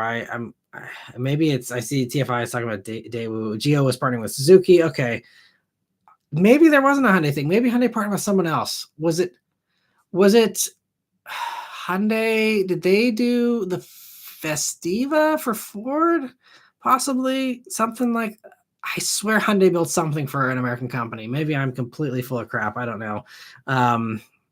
And a good stick says Hyundai partnership with Ford. So maybe that's what I'm thinking of. Kia did the Festiva. Dang it. All right. I guess Kia, technically, I think back then was separate from Hyundai. So maybe that doesn't count. Hyundai Excel. Okay. We're getting close. So Hyundai Excel was there a Ford version? Yeah. So it'll come out eventually here. It's something I'm hoping. I'm not completely crazy, but I appreciate us going down and following the breadcrumbs here. Hopefully we can figure out which car that was. But thanks everyone for the help, and hopefully again I'm not completely full of crap here. But let me see. Good Stick says, speaking of bad partnerships, Alfa and Nissan partnered in the 70s, and instead of Japanese reliability and Italian styling, they made the car have Japanese styling with Italian reliability. That's unfortunate. I didn't know about that partnership. I'll have to look into that. Man, I don't know why partnerships are so fascinating to me, but that is hilarious.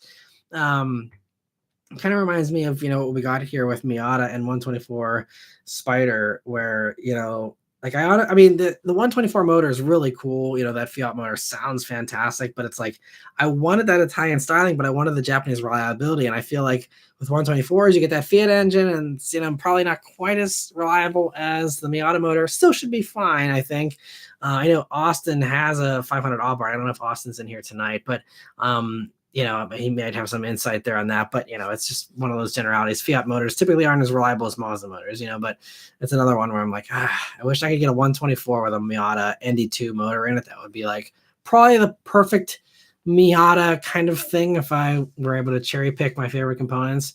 But anyway, Dylan says a power bump would be nice for the Civic Si in the mid 2000s. It had 197 horsepower. If they bumped it up to match the GTI, that'd be cool. I would take anything. Literally anything. I would stand up and applaud them for 210 horsepower. I'd be like, finally, like they're getting the message. We need to improve horsepower as time goes on, and especially as these vehicles get a little bit heavier. And again, especially with turbo motors, we're talking about a tune. We're not talking about swapping engine components. We're not talking about boring out an engine or something. I mean, look at the Honda data or whatever. Those tunes, you can safely make way more power. And I don't know why they don't want to put a warranty on a higher output version of a 1.5T, but it shouldn't be a catastrophe from a reliability standpoint for them. I don't know. It's just, I don't know. Another one of those things. Why does Honda do what it does? TFI PW says Honda is a B average senior high school student who can pump out A's when they try. That's a good way of putting it. Actually, I agree with that assessment. You're right. They could be all A's, and they just, yeah. Yeah, it's unfortunate because there's so much potential there, and I'm sure they have good reasons for doing what they do. And I mean, Honda sales are pretty decent, relatively speaking. But Danny says that's literally me, but I'm a junior. Well, shoot for those A's if you can swing it. I know it's easier said than done, but that could certainly help you, with college and all that. But Two says, hey, I didn't know the basement had a dungeon, but there's a basement dance now. By the way, there's a basement dance now. Yeah, I have to look. I think you sent that over right in the Discord or something. I have to check that out. I haven't seen the basement dance myself yet. Let me see. Ford Enthusiast says, I agree with you about EVs. My cousin is trying to convince me to get one and told me it would be a good idea since I can charge at work and my commute is only 20 miles round trip. Yeah, and that's great. Especially charging at work is really the best situation because if you can do that and you don't have to compete for a charger and it's like you have it all to yourself, then you're getting free charging. I mean, it's not like you're paying much at home again, but if it's actually free at your work, that is the best case scenario as far as cost effectiveness there, making your employer pay to fill up your vehicle. Like, doesn't get much better than that. I mean, obviously if you have a company car, I guess that's something that still happens even with a gas vehicle, but if you don't get that perk, that's the way to get that perk. And that's fantastic. Let me see. Danny says also marching band has crappy transportation for instrument transport. Our school district gave us 2 old decommissioned school buses with the seats ripped out, and one struggles to go over 35, and the other has problems starting. The district is the one that maintains them. Man, yeah. Well, I guess as long as you're not in a hurry to transport that stuff, I just feel bad for the driver. That would not be fun to have everyone annoyed at you for going 35, regardless of the road you're on. Brian says, don't add solar panels to your home, Matt. There's a couple reasons, but last week, Tonight by John Oliver had a piece on it. It's available on YouTube. Good night, everyone. Okay, thanks for stopping by, Brian. I'll have to check that out. And again, I don't know enough about solar. That's why I haven't, done anything yet, but it's just something, again, because we get so much sunlight. I feel like I'm like, it's like a prime opportunity, but yeah, maybe there's still some work to be done on the solars, panels to make sure that that's 100%, for more people. But TFI says all drive kicks got me excited. Smart move, not posting right after embargo. You'd be competing with every other YouTube channel. Yeah. And I won't go into that like tangent, but that's a debate that I always have, is do I compete? Because it's also, if I have the chance to compete, do I want to, give people, especially, those of you who want to see a review from me, if I don't have something out on the embargo and then it's like, well, I really want to see a video on this car, I don't expect people to wait for me to give a review on it. Like, you're going to go watch someone else's video and then you'll get all the information with that. And then for those of you who don't have the time to kill, you're not going to come back and watch my video because, why would you watch the same information twice? You learned what you needed to learn. And maybe I give a few insights that are unique or stuff that, is, just like hearing my take, and I appreciate that. But, as far as just people, shoppers that just don't have a bias for any reviewer and just like, I just want the information. I want it now because this is the new hot thing. They get that information. Then by the time I post my thing, after the fact, and it's like, okay, well, this ship has sailed for a lot of people, and again, there's ways to still stand out and not, have that hurt the video. And oftentimes my week with videos do better than the initial review. That happened with Tacoma. That happened with, what was the other one? There's been a few like that where the week with video that actually Land Cruiser was another one. My original Land Cruiser video, which was good. I did off-roading, which everyone's like, oh, you don't take these things off-road. I took it off-roading, did a lot of it off-roading impressions, did a really good video, I thought, in my mind. That's sitting at like 10,000 views. And then I throw out this week with video on the Land Cruiser where I basically am like, here's the fuel economy I got. Here's the stuff I don't like about it now. And that's, double the views, So it's a tough call, and it's hard to always say what's the right move there. But I agree, in a lot of cases, not competing. I've talked with other YouTubers who say like they intentionally avoid embargoes because they don't want to compete, and it does work for some of them. It's always so hard to kind of figure out which cars are the right ones to do that with, which ones aren't. And yeah, it's tough. I wish there was a hard and fast rule about this is always the way to do things, but it's oftentimes, I do the same thing. I'm like, oh, well, that worked out well for me on this one, but it didn't work out well for me on this one. And it's always so much of a guessing game with YouTube. Because again, a lot of these videos, when they take off, it's a complete surprise to me. I very rarely can predict what actually is going to take off, because a lot of times it's stuff like, again, Land Cruiser original video didn't do well. So I was like, oh, no one's going to watch this week with thing, whatever, throw it up. It's easy to do because the week with videos are a lot easier from an editing standpoint. So I'm always like, sure, I'll do a week with video on something, give my follow-up, say, here's the fuel economy I got, here's my other thoughts after a week. And it's a quick, easy thing to do. And it's just like a lot of times those do better. I can't for the life of me figure out why in a lot of cases. I'd love feedback. If any of you have a preference for the week with over the initial review and why that is, I'd love to hear it, because that's been a mystery to me a lot of times. But it's, so there's just all these things, as a YouTube reviewer, you have to, think about, and it's a lot of times an exercise in futility. But let me see. Good Stick says, any issue with Sentry mode, or an issue with Sentry mode with the Tesla is that sometimes in car meets, the Sentry can start flashing at people if they get too close or when it's being showed off. Interesting. I mean, I guess, you probably don't want to turn it off completely if you're at a car meet where you don't know everyone, but yeah, that's unfortunate, I guess, if it's kind of freaking out all the time. And Mr. Honda Mods is saying, Kyle, for global world leader with his continued generosity. Yes, if global world leaders were as generous as Kyle, I think that could do some good in the world for sure. So I agree. Thanks so much, Kyle, for being awesome again. And thanks, Rishi, and everyone there for all your generosity. Let me see. TFI says, twerk in front of the Tesla to trigger the Sentry mode, force the owner to watch you throw it back in the RV's parking lot. I mean, that would make for some good content, right? I'm sure someone would love to post that up. Grant says, what was it like seeing the Tumbler in person? That's a great question, Grant. Yeah, you've, I guess, been watching for a long time, so thank you. It was really cool. And I was fortunate enough to see them multiple times in multiple occasions, but seeing them rolling, especially the group of them, like multiple tumblers rolling, which is still, even all these years later, my most watched video. I think it's over 6 million views now. It's so cool. I mean, especially if you're a fan of Batman, seeing those things rolling down. I mean, that was a dream come true to watch them film The Dark Knight Rises. They filmed so much of it in Pittsburgh. Obviously, I didn't see everything being filmed, but the stuff that I did see, I mean, seeing Bane in real life walking down the street, seeing him and Christian Bale's Batman fighting like 100 feet away from me in real life, like watching a real live action Batman fight scene.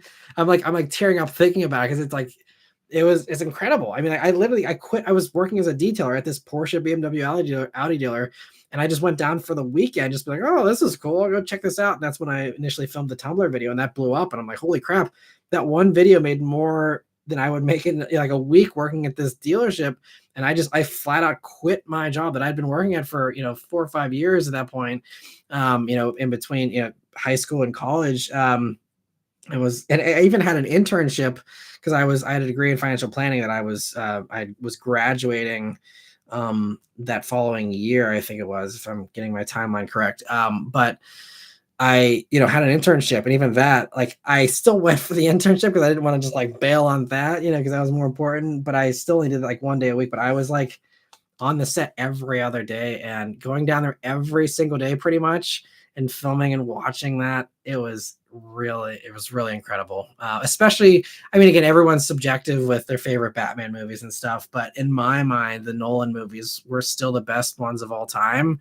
And so to see the finale of that in real time was incredible. It was, I mean, like, I literally, Christopher Nolan walking down the street, and Ben Collins, the Stig, was the stunt driver. Seeing Ben Collins like on the radio, like 5 feet away from me, like, I mean, again, you can clearly see, I mean, it was, but especially at the time when he was like still the Stig, I think, when that was going on, or he had maybe recently been, moved on and they had someone else. I don't know, but like, even to this day, it's mind blowing. I mean, like, I was like literally sharing the same air with the Stig, with Christopher Nolan, with all these people, seeing Anne Hathaway walking around casually, like all these, insane things.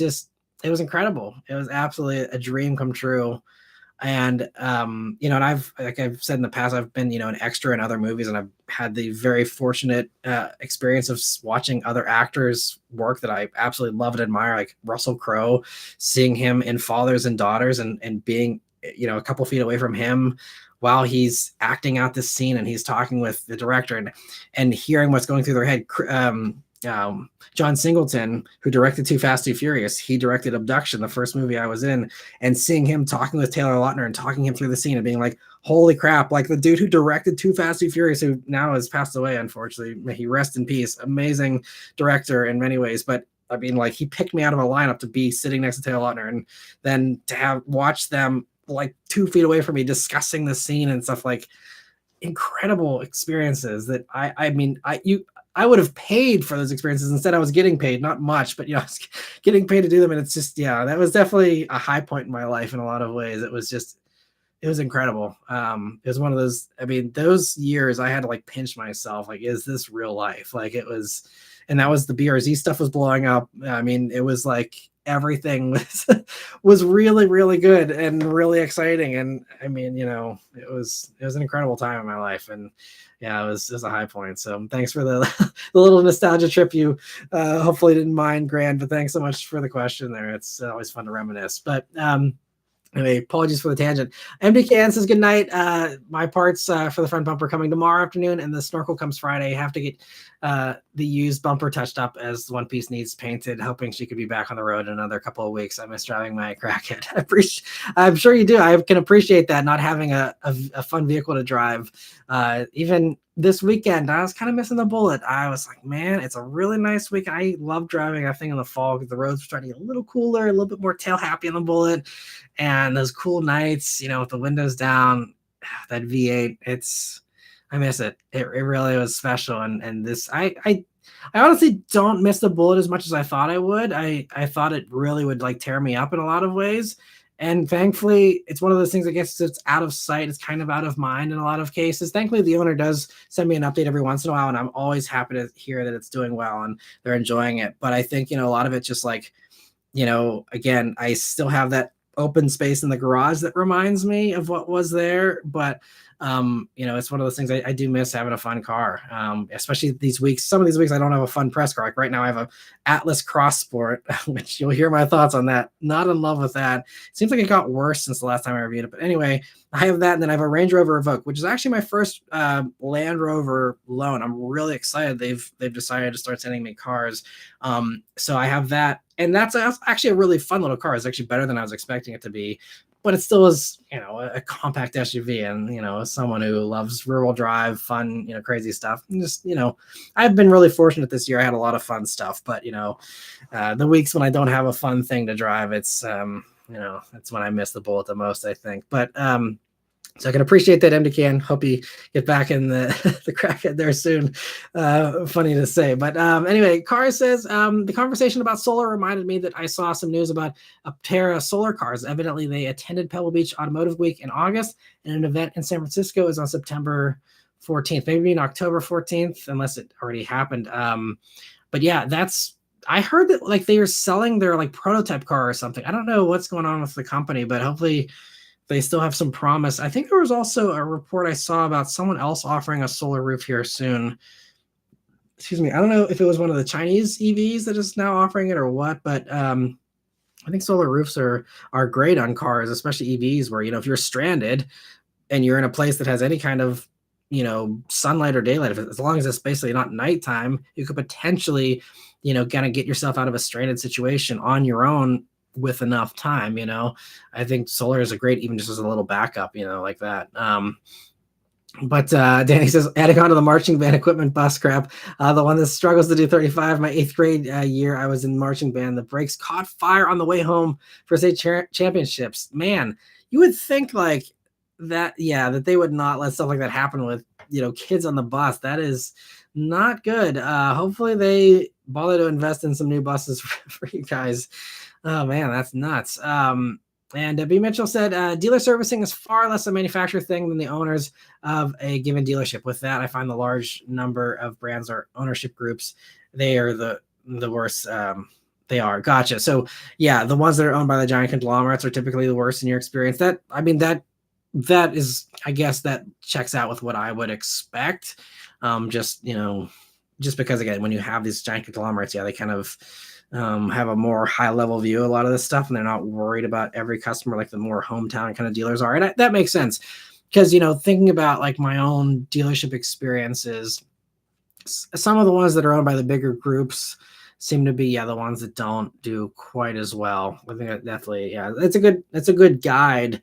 If you can find a local dealer that's actually owned by someone in the community who cares, not about just their brand, but also about just taking care of people in the community and just like not screwing people, then yeah, I mean that's a really good anecdote, B. Mitchell. And yeah, so good advice there. Find a local dealer if you have one that's yeah, locally owned. I think that's definitely the way to do it. Ford Enthusiast says, Matt, any opinion on Hyundai Santa Cruz with the 2.5-liter turbo 4 and the DCT? I have. Yeah, I mean, if you're saying, or if maybe you have one, I think the DCT, again, some of them can be problematic. In some of the other vehicles, I know Sorrento had, some issues with the DCT as well. I haven't heard of, a ton of issues with Santa Cruz in particular, but that DCT just seems like it's, kind of the weak point. So, for maximum reliability in Santa Cruz, I'd probably suggest going for the non-turbo base, lower ones with the regular 8-speed torque converter. But yeah, and it's unfortunate that I don't think they swapped that for the refresh here. I think, right, it's still the same setup. I hope Hyundai just phases out that DCT outside of the end models that hopefully keep it, because that's, it was I think I talked about this in the past with the update, so I'll be brief. But they, I believe, designed that initially for the ends, and then I think kind of had to subsidize the cost and justify it and be like, well, we can use it in all this other stuff. And it's like, well, it probably wasn't best suited for that. And it was, yeah, maybe the thing they had to do to compromise to get that DCT made. But, I don't know. If I appreciate their focus on the enthusiast and, sacrificing all the other vehicles' driving experiences as a result. But, for that kind of stuff, a torque converter is just a better option. DCT is just really not great in something that's not sporty, typically speaking.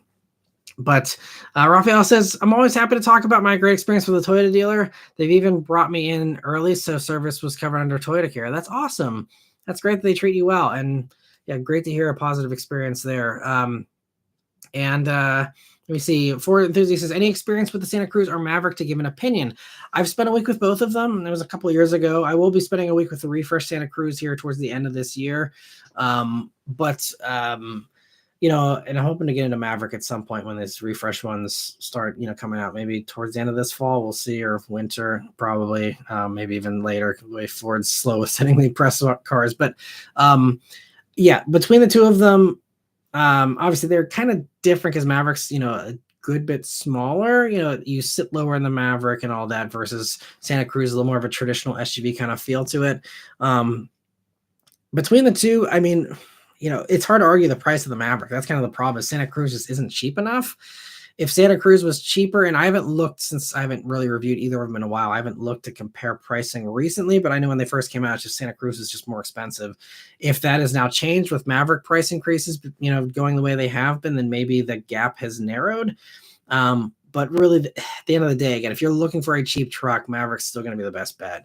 And the fact that it's so fuel efficient with the front wheel drive one, and now there's all wheel drive hybrid, versus Santa Cruz. Strangely, all the other Hyundais, have hybrids pretty much. In Santa Cruz, it's MIA. I don't know what the deal is there, but I think you're better off just with a Maverick. Generally speaking.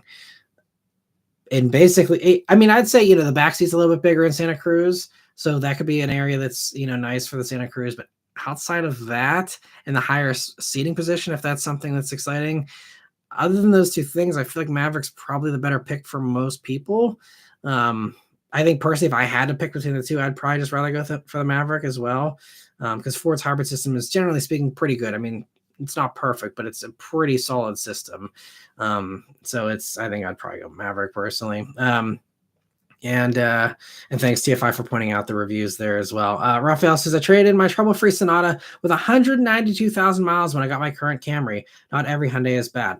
Well, yeah. So thanks for highlighting that. And again, it's good to hear some of those positives. I actually, I follow on there's a Facebook group called Mileage Impossible, and it shows just people showing off their super high odometers, which I have a strange fascination with. But there's actually a decent amount of Hyundais that are really high. I know there's another member in here who sometimes comments that I think his mom's Sorrento's on like 300,000 miles or something and still going strong. So yeah, it's, there you hear some bad, you hear some good. It's not a hard and fast rule for any of this stuff. I know, Camry typically historically is going to be much more reliable, and there's very few bad apples there compared to Sonata maybe, but yeah, like Raphael has a great experience with his Sonata, and that's great. That it treated you well there for so long. And I think also the thing, and I think I talked about this in the past too, but the other thing to keep in mind is how many owners are these vehicles on, and how cheap are these vehicles? Because whenever you have a lot of these vehicles, if you're on the original owner, like if you bought the Sonata, I don't know when you bought it, Raphael, but I'm assuming you were very good with your maintenance, you were very good with keeping up on that stuff.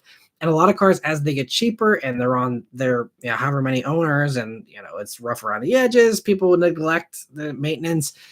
And sometimes we'll blame the vehicle for their lack of maintenance, or they're, oh well, sure, I went 1,000 miles over on my oil change, but is it that big of a deal? Like, well, yeah, it probably is a big deal. Like, you probably should stick to what the manufacturer says you need to do as far as intervals and stuff like that. So there's some of those things where you see stuff all over the place on the side of the road, but is it because they're bad, or is it because they're just not maintained well? I think GM is another prime example.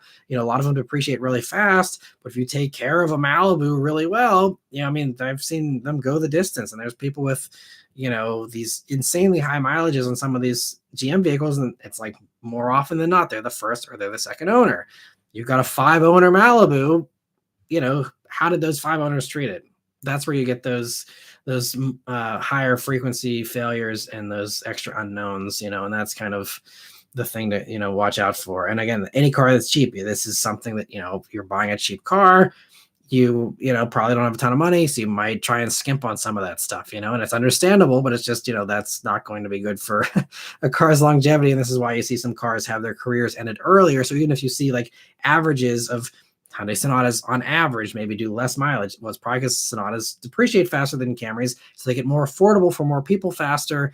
And those people, the type of people that maybe neglect maintenance a little more. Again, I'm not saying people that buy $5,000 cars skimp on oil changes all the time, but that is just, again, generally, the way things go. You cut on costs, where you can, and sometimes the car is the thing that gets the cut. So, there's a lot of these other nuances that, kind of play into this stuff when people make blanket statements, like every Hyundai is bad. Well, why is that? Maybe there's a good reason, and maybe there's some things that could be avoided so that you don't end up with a bad Hyundai, So anyway, another little tangent. We're at the 2-hour mark, so I will try and wrap this up here soon so everyone can get some rest here for the night. But let me see. A Ford enthusiast says all-wheel drive hybrid Maverick, finally, not into pickup trucks, but glad to see Ford responding to its customers. Yeah, it is good to see that they finally, did respond. And that's, again, something other companies sometimes struggle to do. So it's great that Ford did listen to that.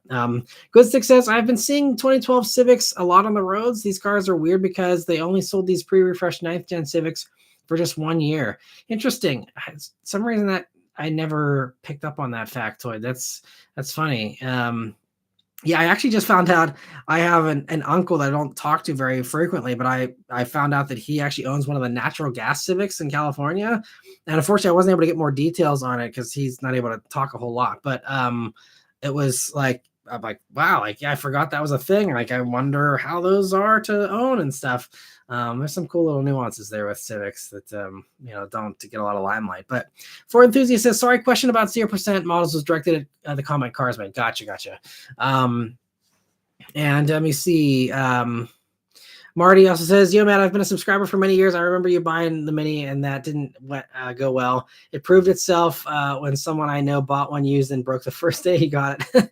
Yeah, R56s in particular, and even R53s to a slightly lesser extent, are just, they're not very well made. The newer, I think F56, whatever they're called, the newer gens are actually really solid from what I've heard. So I'm tempted every once in a while, if I were to get another like cheaper kind of fun little car like this current gen Mini Cooper, is still a tempting proposition because I still love Mini, even despite the fact that R56 burned me so bad. But and these days, I think, back then I just like couldn't handle the stress of the unreliability because I needed a car so badly. But now having the backup of the press vehicles, having an unreliable Mini would actually be a great source of content, even if it was annoying to be stranded or whatever, happened to it. I think that these days, in hindsight, I would have, if I could do it over again, I would have kept the Mini and I would have played that up, not like, artificially, but I would have been like, all right, well, let's just see how long this thing goes until it grenades itself or whatever. And just been like, just pushing that little thing and just seeing, would the pain have continued or would it have,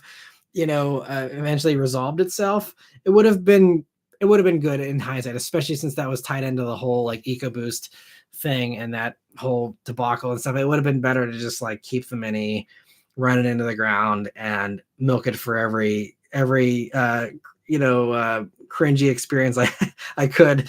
But hindsight's 2020. Anyway, but thanks so much for being a subscriber for so many years. I really appreciate it, Marty, and great username as well. It's funny. But Ford Enthusiast says, thanks for your response on the Mach-E. So far, it's my favorite EV that I have test driven. Yeah, they're really good. I think, they're so cheap right now. They're a really solid buy. Talking about other, super cheap stuff. I mean, you can get a nice used Mach-E for under 30 grand. I mean, as long as it's been taken care of, to me, that's a good buy. I mean, it's not the most exciting thing once again, but it's a good transportation device that is, I think, really well done. They reverse engineered a Model Y and they did a really good job on that goal, I think, so it's really good. And TFI says, I saw on Instagram that people were cross-shopping used Caymans with new BRZ GRD6s. I don't remember cross-shopping 986 Boxsters with FRS BRZ back in the day.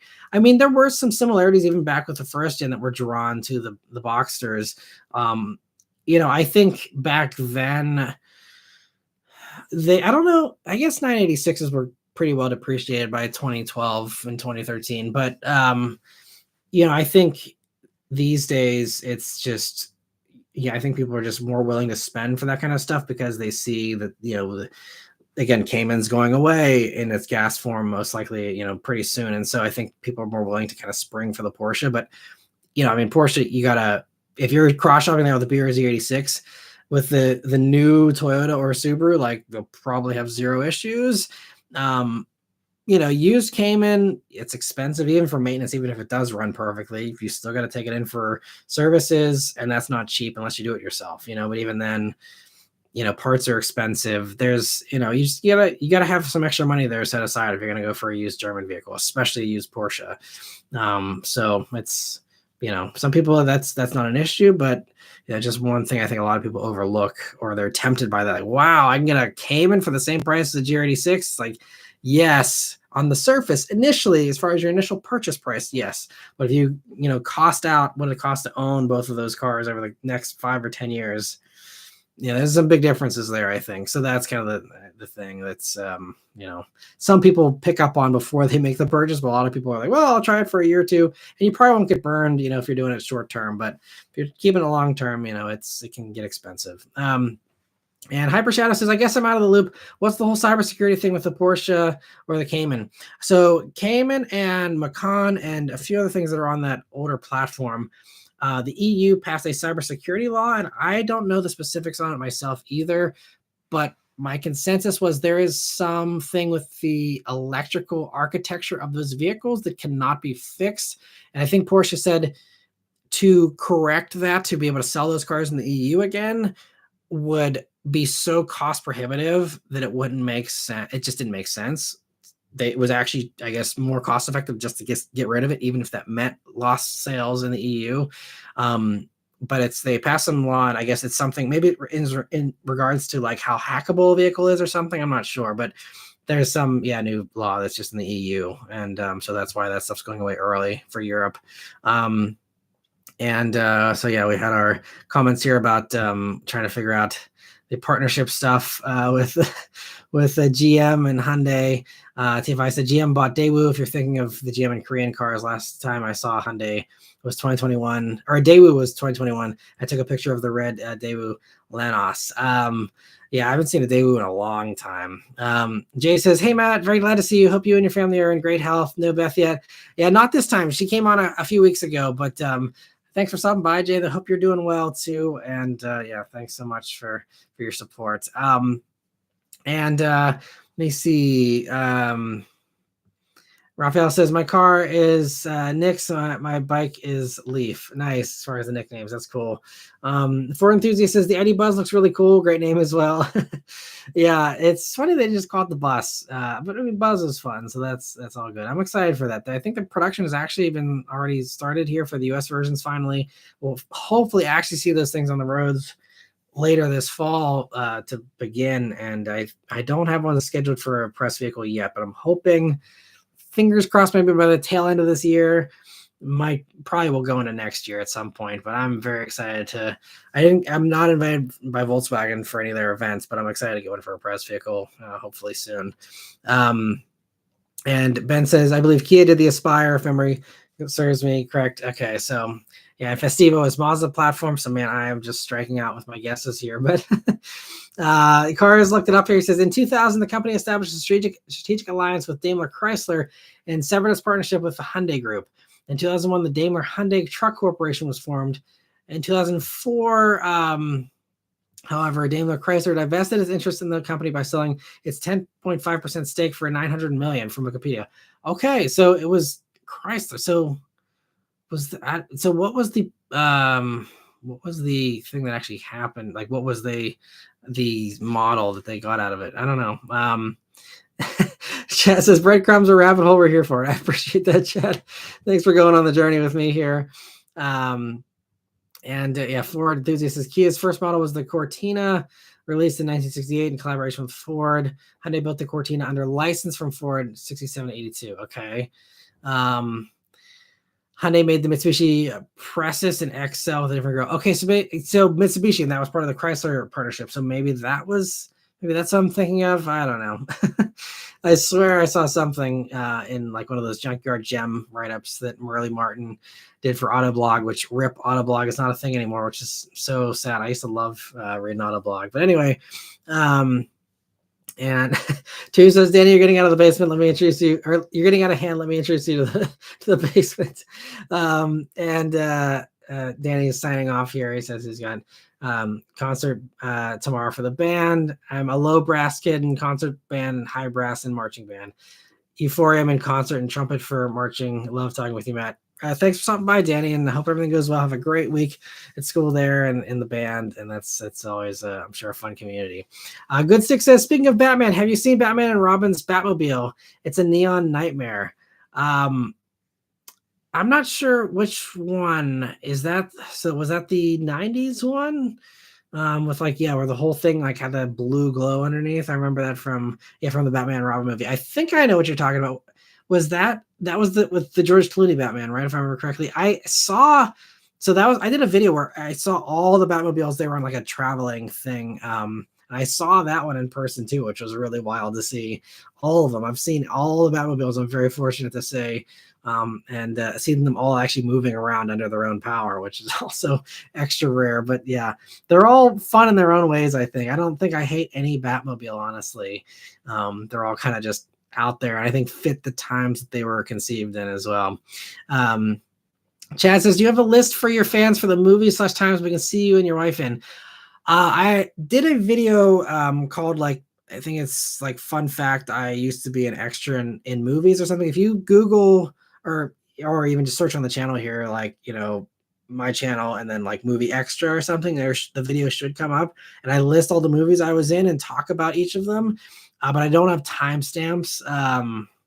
That could be something in the future, because I'm sure most people don't want to sit through all the movies. But Beth and I were only in one together, and that was Not Cool, which is a terrible, crappy, garbage movie. But if you want to see both of us, that is the only one where we were both in it.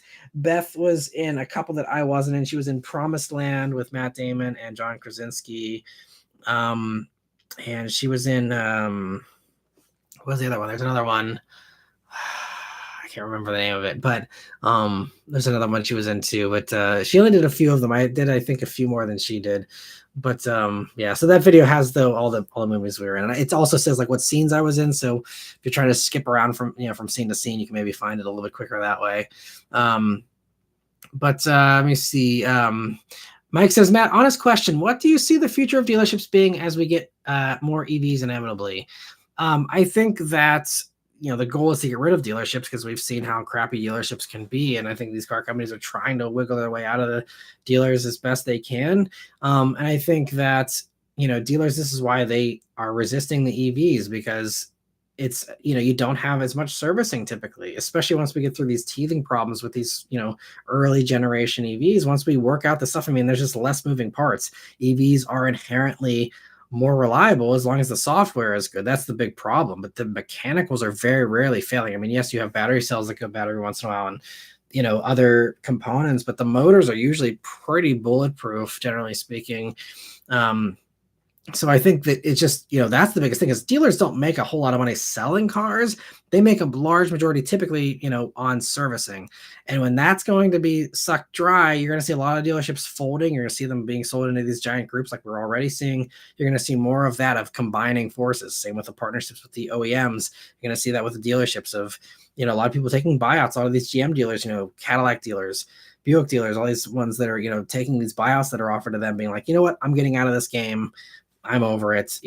I'm just not here for this transition because it's not going to be as profitable for dealers. They're not going to, even if, again, they manage to hang on to the sales side of it, they're not going to hang on to the service. And that's going to be what hurts them the most. And so this is why there's a lot of lobbying from the dealer groups against the EV stuff, because their wallets are going to get hurt. And that's the only thing that matters, to them. So that's going to be the future, is less servicing, and they're going to be hurting, and they're going to consolidate. I think you'll see a lot less dealers out there, and you'll see, just again, them combining, and you won't have a dealer on every corner. You're going to have, a few dealers, within a decent drive, and they'll consolidate. And a lot of them will be irrelevant anyway, because you'll have a lot of these things where they have these somewhat, like Hyundai's experimenting with selling through Amazon and like having the dealer facilitate that by like doing the final paperwork and shipping your car to your house or whatever. But like they're going to try and minimize the dealer as much as possible. And then if there's no servicing, then it's going to starve dealers out eventually. I think this is also a convenient way for manufacturers to finally wrestle back control of their vehicles from the dealers, who often drag these brands, through the mud and give vehicles bad hype. Like we saw with, I think Ford dealers are what killed all the Bronco hype. I think, we see a lot of these kinds of cases where you have really exciting cars, then everyone's like, screw it, I can't get one. And they go buy a competing vehicle. I can't tell you how many comments I got about people being like, I really wanted a Bronco, a few years back, couldn't get one, went and bought a Wrangler because there was, 15 of them on the lot, and it was easy and discounted, so it's going to be that kind of a thing where you're going to see, just dealers withering away. And I think, again, there's some nice ones out there, but I think on the whole, a lot of them really deserve it because they showed their true colors during COVID. They squeezed everyone for every penny they could get. And it's a free market, sure, but, you can make a good living and not squeeze every penny out of everyone, and have some restraints to your greed. But that's a foreign concept to some dealers, unfortunately. Again, not all of them, but a lot of them. And that's why I have no sympathy for the dealers going away for a large majority of them. Anyway, we're way over time here, so wrap this up shortly. So A says, would you prefer a used CX-30 or Taos as a cheaper NPC daily? CX-30 drives way better, much better car. It's going to be more reliable. CX-30 all day long. Let me see. So Zachary says, funny enough, I couldn't be active on the stream tonight because I was working on a market analysis for a class about the type of person who buys a Rolls. Nice. Well, yeah, stay tuned for my discussion on Rolls here in about a week or so. But that's cool. It sounds like a fun project. Hope you're enjoying it, Zachary. And best of luck with that. Ben says, regarding your Mini Cooper, it's impressive how much content Hoovie is able to generate off buying a disaster vehicle. I can see the appeal of keeping the Mini for content. Yeah. And that's something that I'm, if I ever, I'm always, again, so swamped with reviews, but if I ever want to pivot to other content, there's some cars that I think are underappreciated that maybe have a bad rap, like the Alfa Romeos and stuff like that, where I would like, if I had the time, it's just, again, it's always a time thing. If I had the time, I'd love to like rack up a ton of miles on something and be like, look, I bought a Julia and it didn't implode after 100,000 miles or whatever. And, try and really push these cars to their limits. It's just, the time to do that, unless you're having a job where you just are always in the car, it's really hard to do high mileage tests and stuff. But yeah, I mean, there's a lot of cars where I'd like to just try them out and kind of do kind of the same. I don't really know a whole lot of what Hoovy does because I don't follow him, but trying to, just try out different cars that might be, disasters or just fun cars historically that, were imperfect, that I think would be kind of cool to just to showcase and experience for myself. But Golf Rocker says, I agree with you. Hope that BMW designer doesn't ruin the look of Rolls. Also keep him away from Aston Martin. Yes, please keep that guy away from Aston Martin or any brand. I mean, I'm sure he'd be great for designing, I don't know, anything else that I don't care about as passionately as cars.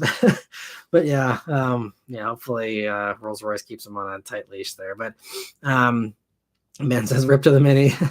Goth the Rocker says, also very stupid Dodge using the Stealth name for an SUV. The name Stealth would be perfect for a sleek, quiet EV coupe. I don't like EVs, but Stealth is a perfect name for a sleek EV car. You are 100% right. I actually didn't think about that, but you're right. Like, Stealth is made for an EV, and it sounds like the Stealth thing is going to be on a gas-powered thing, or maybe at least have a gas variant. I don't know. It might be Charger kind of style where they have two different powertrains there, but yeah, you're right. Stealth is a no-brainer for a sleek EV coupe. Absolutely. So yeah, I will make that complaint known next time I'm hanging out with a Stellantis employee. But Ford Enthusiast says, almost wanted to clarify my comment about being cramped in the EV6. The GT seats felt a bit tight. Gotcha. I'm 6'1" and felt headroom was sparse. Test drove an Ioniq 5 and thought it was very roomy. Nice. Yeah. Those seats, I can see what you mean about the seats. Yeah, they're even worse than the Ioniq 5N, which I'm assuming you didn't drive one of those yet. But yeah, EV6, yeah, I can see what you mean about that, the headroom and stuff. Yeah, backseat space should be fine though. And but yeah, Jay says, good night, Matt. Have a great night, and everyone needs to rest up for everything coming tomorrow. Yeah, I'm sure we all got different things we gotta prepare for here, so I'm gonna do the last couple of comments, then we will sign off. But Goth also says, Matt, your friend that has the newer gen Honda Ridgeline with high miles, did he have any strange issues? I know they are pretty solid, but always like to hear from experienced owners.